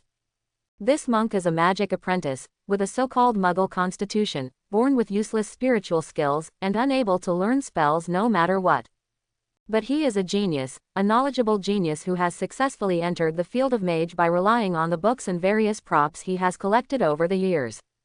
How to get in? Of course, like Roger, you took a loan. Mortals can't learn magic, but the devil can let you learn it. As long as you sign the contract and do some PY trading, you can successfully obtain the magic you dream of. The monk's name was Wu Xin. Because he was afraid of death, he consulted a lot of literature and turned himself into something like a lich. His heart is hidden somewhere. If it hits his body, he will not die unless he hits his brain, which can be regarded as a different kind of immortality. Monk Wu Xin, I came to see you for appraisal. I brought good things this time, so I came out quickly to receive the guests. Roger parked the car in front of his incense and candle shop, opened the door and walked in. Selling ingot candles was just a side job for Wuxin Monk. His main business is to help others identify various miscellaneous gadgets and sell some magic and exorcism materials. Oh, Zha Luo, why are you here? Where did you go to make a fortune during this time? A short, fat, bald monk came out. Wherever there is a chance to make a fortune, I accepted the mission. Stop talking nonsense. Take a look at these photos and give them an appraisal. Roger didn't waste any time and threw the folder directly over. Monk Wu Xin opened the folder with a smile and took out the photos inside. His expression suddenly changed when he saw it. This is Karma Taj's magic rune. What? Karma Taj? Roger was confused as to why these runes were related to Karma Taj. Yes, I won't admit it. These are their magic runes. The short, fat monk Wu Xin's eyes shone like a glutton after seeing delicious food. His hands kept flipping through photos one after another. The short, fat monk Wu Xin swallowed his saliva and said, "These magic runes belong to Karma Taj." Yes, I will not admit it. Then monk Wu Xin pointed at one of the photos. This is the rune of time and space magic. If I guess correctly, in the photo, it should be engraved on some magic item. It should be of the time and space type. Roger nodded. Yes, that's a magic mirror, go on. The fat monk sighed. Wuxin took out 2 cigarettes, handed one to Roger, lit one himself, and took a puff as if reminiscing about the past. Karma Taj is the temple of all magicians in the world. Many people hope to enter there to learn magic. Unfortunately, people without ape dung will never find it. When I was young, I also went to Nepal to look for it. Unfortunately, I searched for more than a year and couldn't find it. Not only me, but also many people with advanced magic can't find it. Do you know why? Why? As a listener, Roger has always been a good boy in order to dig out more inside information. Among the spells, there are two types at the highest level, time spells and space spells. These two spells are not only the ones that require the most talent, they are also the most mysterious and difficult to understand. In Kamatage, there is a magic of the highest level, which is said to create a mirror world where any battle will not affect reality. Mirror world, isn't that a mirror space? Roger thought thoughtfully. It seemed like in the movie it was something that even the sweeping monks in the temple could use. Not only those who sweep the floor, but also those who have lost limbs and arms can also use it. How come Monk Wuxin has become the highest level of magic? However, Roger was a good boy and had no habit of interrupting others, so he signaled that the fat man had no intention of continuing. Monk Wuxin took another puff of cigarette and said faintly, "There are a few people in the world who can use time and space magic to directly lock the enemy in the mirror world and starve to death within a few days.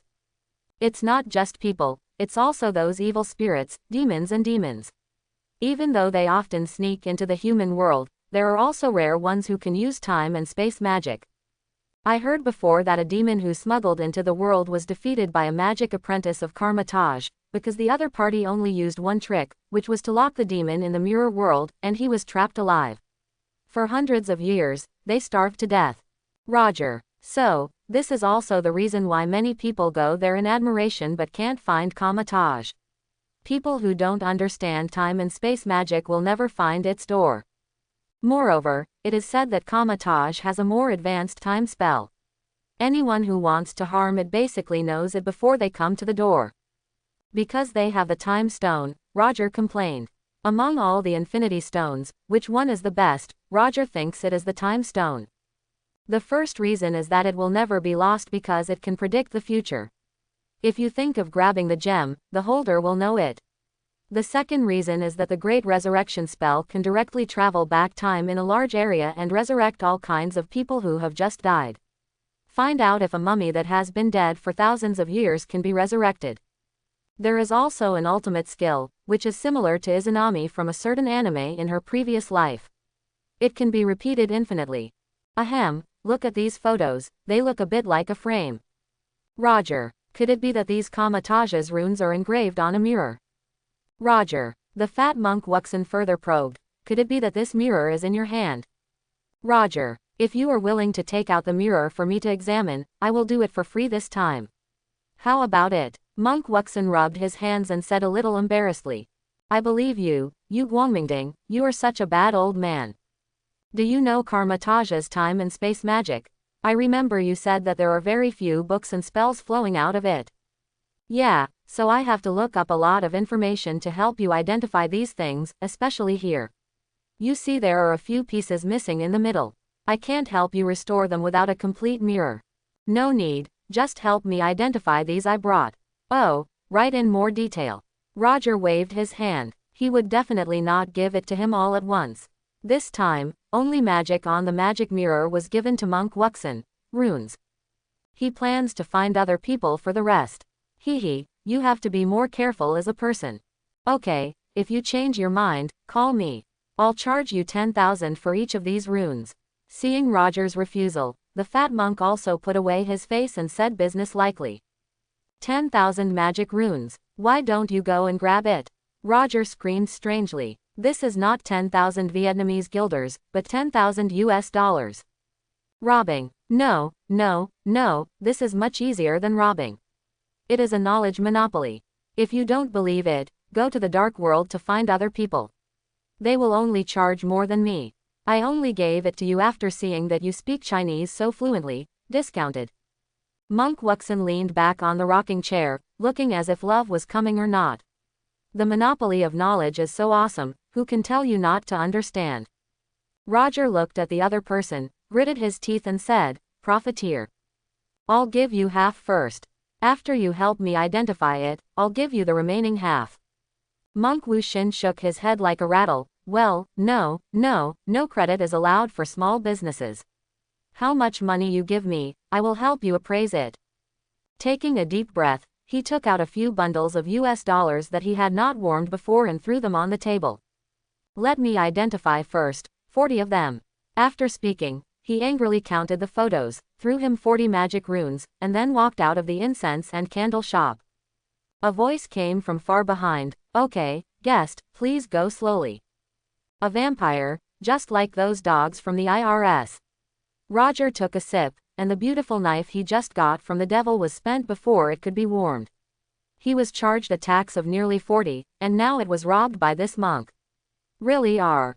Heartache. You can't just roll out the devil's wool if you want, because it's difficult to summon without a medium, and you don't know whether the summoned demons or demons have the ability to give money. Both are essentially hellish creatures, just like blacks and whites, the difference is not that great. But there are very few devils who can use causality to get money from the summoner according to the contract. Oh, I can only go and pick up some jobs. Money is not everything, but having no money is absolutely impossible. This sentence is the same everywhere. The more exorcists make, the more they will spend. Not everyone will use the means they know to do something to make a lot of money. Because the most profitable things are clearly written in the criminal law. So Roger could only work hard to find tasks. First of all, he would not accept those who were tired and hardworking. Secondly, he would not accept those with less money and more work, because he only picked 8-hour tasks. After such a selection, Roger scratched his head and realized that there really weren't many left. When I came to my old place, Dad's bar, I came in and said hello to the boss and ordered a cocktail. At the same time, ask about any good tasks recently, which are more money but less work, 5 days and 8 hours. Luo, it's true that 5 days and 8 hours means more money and less work, but such tasks are usually robbed as soon as they come out. Lei, the bar owner, said helplessly. Everyone is happy to take this kind of tasks. Only some tasks that are very dangerous and many people cannot assess the risks are not accepted. For example, there is one right now. What? Working as a bodyguard for a mentally ill second-generation guy for a week. $50. It's a good job, but why doesn't anyone take it? Roger couldn't help but ask curiously, what kind of task is so good that he can earn 50 yuan a week? Because I applied for several jobs, but all of them disappeared. I don't know if they died or something happened. Lei shrugged and explained slowly. It turns out that this second-generation family is an oil king, of course a billionaire, and the other person is also really mentally ill. Last month, for some unknown reason, he suddenly changed his temperament and killed a girl with extremely cruel methods. He was then prosecuted by the FBI and is currently being tried in court. Roger thought for a while, wasn't this the news he just saw this morning? Originally, I looked down on the laws of this country, and wanted to escape from any illness that rich people got, but I didn't expect that this time I would be my employer. Okay, I'll take this mission. Come over and have a look. Roger said cheerfully. If it is some demon that possesses people and kills people, then kill the demon. If it is not possible, kill the hostage and the demon together. If it's the second generation who pretends to be crazy and acts stupid, Roger can't do the killing thing, it's illegal, leave it to the Ghost Rider. Dad Lei picked up his cell phone and made a call. He said a few words to someone, which meant that an exorcist had taken over the task. The person on the phone agreed and said that he could report there the next day. Drop, drop, drop. At this moment, Roger's cell phone rang. He picked it up and saw that it was an unknown number. Is it a new customer? Roger pressed the phone expectantly, picked it up and put it to his ear. Hi, hello, who is it? Hi, do you remember me? I want to post a task, came the voice of a little boy who had just graduated from kindergarten on the phone. Roger. The voice didn't sound like Sally's son. Roger thought about it and asked directly. Who are you? I can't remember. That's it, the boy who helped steal the test papers last time. You don't remember me. Ah, it's really an old acquaintance, the old acquaintance who ruined Roger the First's reputation. It smells so good. It's you. What's wrong with you? It's not like you failed the exam again. You want me to steal the test papers for you. Hey, you guessed it right, but I haven't taken the exam yet. I want you to help me with this test paper. My dad said that if I pass this time, I will be invited to Disneyland. Good guy, I like it, this kid has a future. Okay, let's meet and chat. It's still the same. No money, just something of commemorative value. Okay, let's go to the burger restaurant where we traded last time. After hanging up the phone, Roger suddenly remembered that he hadn't asked this little brat what his name was yet. In the evening, Roger came to a burger restaurant. Under the weird eyes of the waiter, he only ordered 2 glasses of Fat Boy water, and then sat at the window to wait for someone. After a while, a thief-minded little boy wearing sunglasses and carrying a school bag sneaked in. "What's your name? I forgot again. Tell me what kind of reward you plan to give me this time." "I don't want money, I want something valuable." "My name is Jamie, Uncle, why are you so forgetful? I've told you so many times." Roger's face darkened. "If you call me Uncle again, I won't accept the mission." The little boy hurriedly flattered, "Aw, I'm sorry, Brother Gia, you have a lot. Please forgive me. I stole a lot of my dad's collection this time. You will definitely like it." "Roger." The little boy first took out a gold necklace. Roger looked at it and saw that it was worthless and shook his head. Seeing this, the little boy took it back and then took out a small box. Roger opened it and took a look. "Good guy, it's an antique, it's a rooster bowl, it's worth quite a lot, and it can probably be sold for a lot of money, but it's still a blank slate here for the system guy, so he can only shake his head with regret. This won't work either." "Then I'll give you this. My dad locked it in the safe.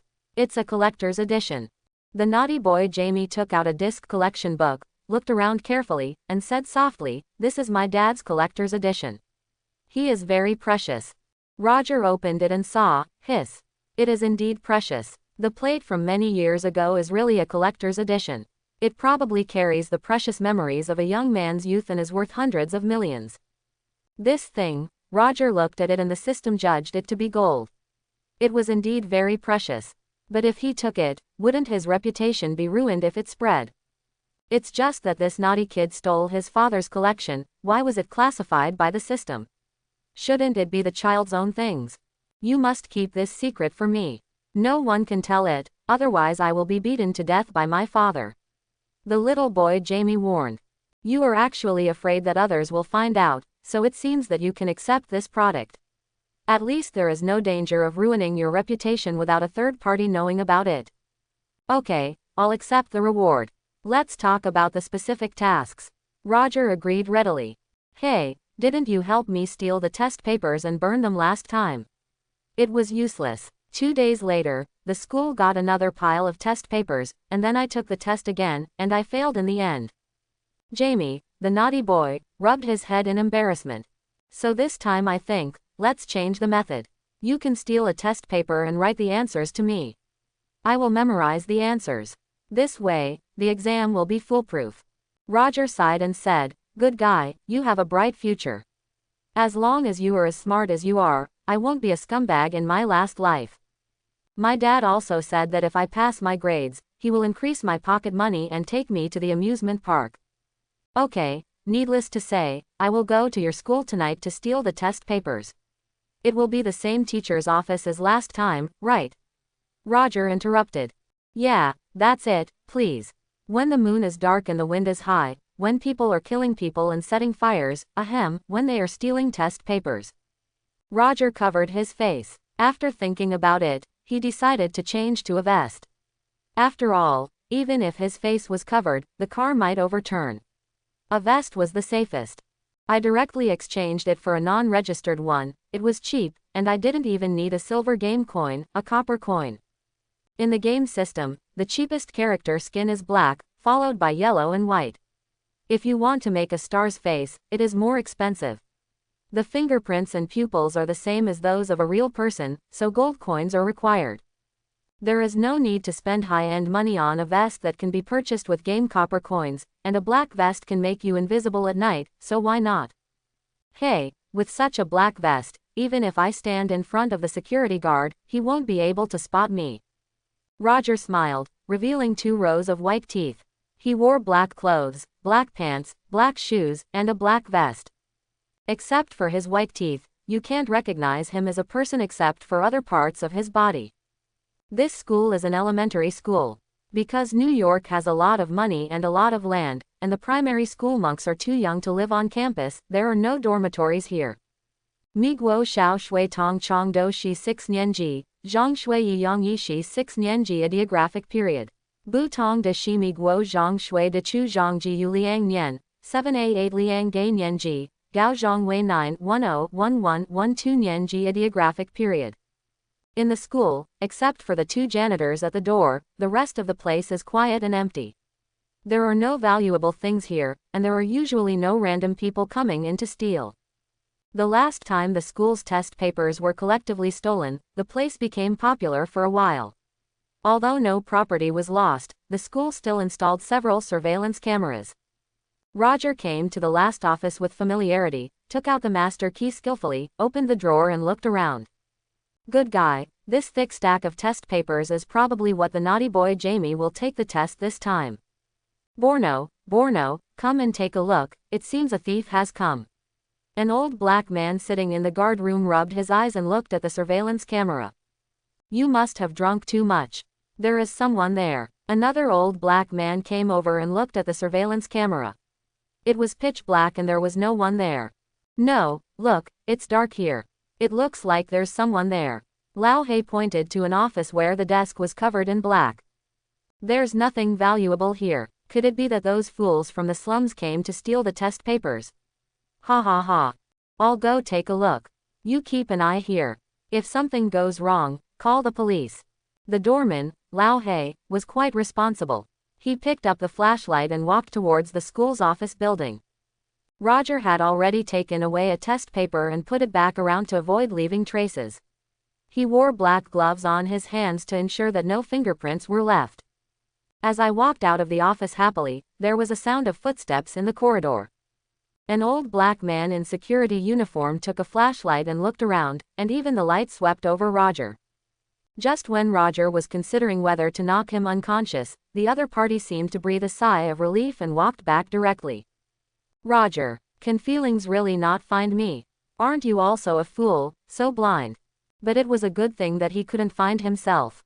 Roger walked out of the school quickly, came to the corner, jumped over the wall, and happily completed the task of stealing the test paper. When the sun rose up early the next morning, Roger discovered a serious problem. That is, I don't seem to be able to do this test paper. Yes, the culture is different. Before I traveled through time, I was just a scumbag and didn't understand English at all. When I came to this world, I never went to school. I could understand English, but my homework was. Forget it, let's leave it to the professionals. Roger touched his chin and suddenly had an idea. The road is especially quiet in the early morning. This is not like the skyscrapers in the center of New York, so the traffic jam is not particularly scary. On the way back and forth, there were many primary school monks rushing to school, some riding bicycles, some being picked up by their parents, and some poor children going to school alone. Roger was looking for prey here, his eyes lit up, and there was a four-eyed boy who looked honest and good-natured, the kind of face that was particularly easy to bully. Four eyes means reading a lot. In the era before smartphones, children wearing glasses either watched a lot of TV or read a lot. Hey, you, it's you, Xiaoxian, don't run away, I won't hit you. Roger was furious. Why did this four-eyed kid run away when he saw him? Is he that scary? He grabbed the other person's school bag and turned him to face him. I'm not going to hit you, why are you running away? The naughty boy Nuo said, if you chase me, I will run away. I won't hit you, but I'm asking you how you are doing in your studies. My grades are first in the class. First, Roger's eyes lit up and he found the right one. Those who are honest and easy to bully are indeed top students. Roger took out a test paper and patted it in front of him. Here is this for you. After you finish answering this paper, don't let anyone find it. I will come to you to get it tonight. How about 100 yuan? 100 yuan. The four-eyed child's eyes lit up. Such a big tip was not cheap, so he accepted it. No problem, you don't have to do it at night, just give me half an hour and I can finish it. Oh no, 10 minutes. Okay, if you can finish it in half an hour, I'll give you an extra 100. Okay, it's a deal. After saying this, the four-eyed young monk extended his fist and touched Roger, and the contract was concluded. 20 minutes later, the primary school monk raised his test paper proudly and waved it in the air. Roger reached out to take it, but the other person hid it behind his back and rubbed it with his index finger and thumb. He was a good guy. He looked like he was easy to bully, but he was so courageous when he encountered money. However, Roger didn't want to rely on an elementary school monk, so he readily took out 2 banknotes and put them in his hand, completing the transaction. The little kid was so happy after taking the banknotes that he skipped away. Halfway there, he suddenly turned back, took out a piece of paper, wrote a phone number and handed it to Roger. "This is my home phone number. If you want to write homework or test papers next time, you can call me. I'll tell you secretly that I can also do some senior grade test papers." Roger took the small piece of paper with only a phone number and no name written on it. "Hey, what's your name?" "My name is Peter." "Okay, popular name." Roger shrugged and put the note into his pocket. Etc. Peter, he can't be that naughty kid who likes to swing. In addition to swinging, he also likes to leave protein from his hands all over the city. When he finally appeared, he was very old and almost turned into an old man. With the transformation of the super spider gene, it stands to reason that he would not age for half a century. It is obviously the result of excessive protein loss. Maybe it was just a coincidence. Roger remembered that there were 3 versions of Spider-Man, but he didn't know which one they were. He scratched his head and looked at his watch. The appointment was at 10 o'clock, so he should go there. I don't know what the 1-week exorcism bodyguard mission is like. Let's see the situation first. If it doesn't work, just refuse. The protagonist is so willful that he is picky about his work and will fire his boss if he can't do it right. In New York State, located on the upper reaches of the Hudson River, 2 hours away from Manhattan Island, there is a very large manor, covering an area of more than 3,000 acres. Only the top rich can afford to live in this super large manor. Its owner's surname is Getty. Wearing sunglasses, I drove my motorcycle to the door and looked at the time. It was just right. After parking the car, he went up and rang the doorbell. Soon a servant-looking man came to open the door, and then introduced Roger into the large villa in the manor. "Sir, please wait here. Our butler, Mr. Matthew Byrne, will be here soon." "Okay, it's work." Sitting on the sofa in the living room, Roger looked around. Good guy, he is really a wealthy man. The whole room looks plain and ordinary. But if you look closely, you will see that they are all antiques. The paintings hanging on the walls, and the vases on the shelves are all valuable items. Wody behaved, and Roger was frightened and quickly sat down, fearing that he would accidentally break a vase and have to run away. After a while, a man in a suit who looked more like a boss than a butler walked in, then smiled and shook hands with Roger. "Hello, I'm Matthew Vaughn, and I'm the butler here." "Hello, Roger." Matthew motioned for Roger to sit down, waved his hand, and a beautiful maid came up and put down 2 cups of coffee. "Mr. Luo, the middleman must have told you the danger of this task. The reward is 50 yuan a week. 50 is just the base, there is no upper limit. If Mr. Luo can find out the truth, our master will give more." Roger touched his chin, thought for a moment and then said, "I heard that 3 exorcists had taken over this task before, and then they all died." Matthew was silent for a moment and then said, "Yes, all 3 people are missing. We suspect they are dead, so this task is dangerous. Otherwise, we would not hire an exorcist. Our bodyguards are adequate for normal tasks. Security mission. It seems very dangerous, this mission." "Yes, so what do you mean? Are you planning not to give up on this mission?" "No," Roger said seriously, "I mean, you have to pay more. Add more money." Matthew was stunned for a moment, thinking that the other party was scared, but he didn't expect that he actually wanted to add more money. This was no problem. "Yes, within my authority, I can add 20 to you. Then that adds up to 70 a week. That's 10 a day." "Okay," I reluctantly agreed to it. Roger picked up the coffee and took a sip. For 7 days, 100,000 a day is quite a lot. At least the value of the US dollar at this time is not as inflationary as it will be later, and the purchasing power is still very strong. Butler Matthew smiled and said, "Mr. Luo, I think you misunderstood. What I said was 70 a day." "What, 70 a day?" Roger was dumbfounded. The coffee in his hand no longer smelled good. After working on it for a long time, he actually quoted a low price. Is it too late for me to regret now?" "Ha ha," Butler Matthew said with a smile. "There is a saying in the East that once a promise is made, it is difficult to chase it back.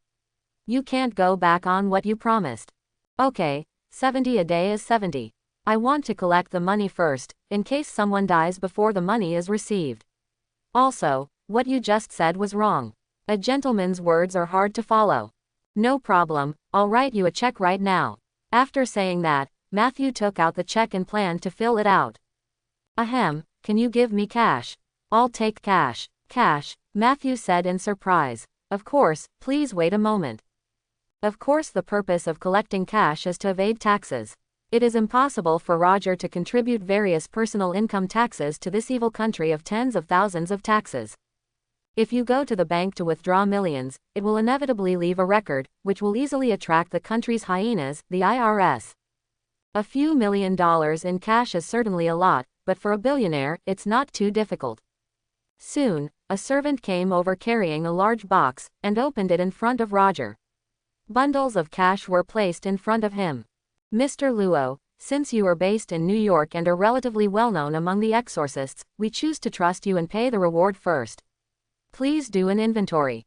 Haha, no need, I believe there will be no shortage of you. Roger picked up the suitcase and looked at it secretly. There should be no shortage.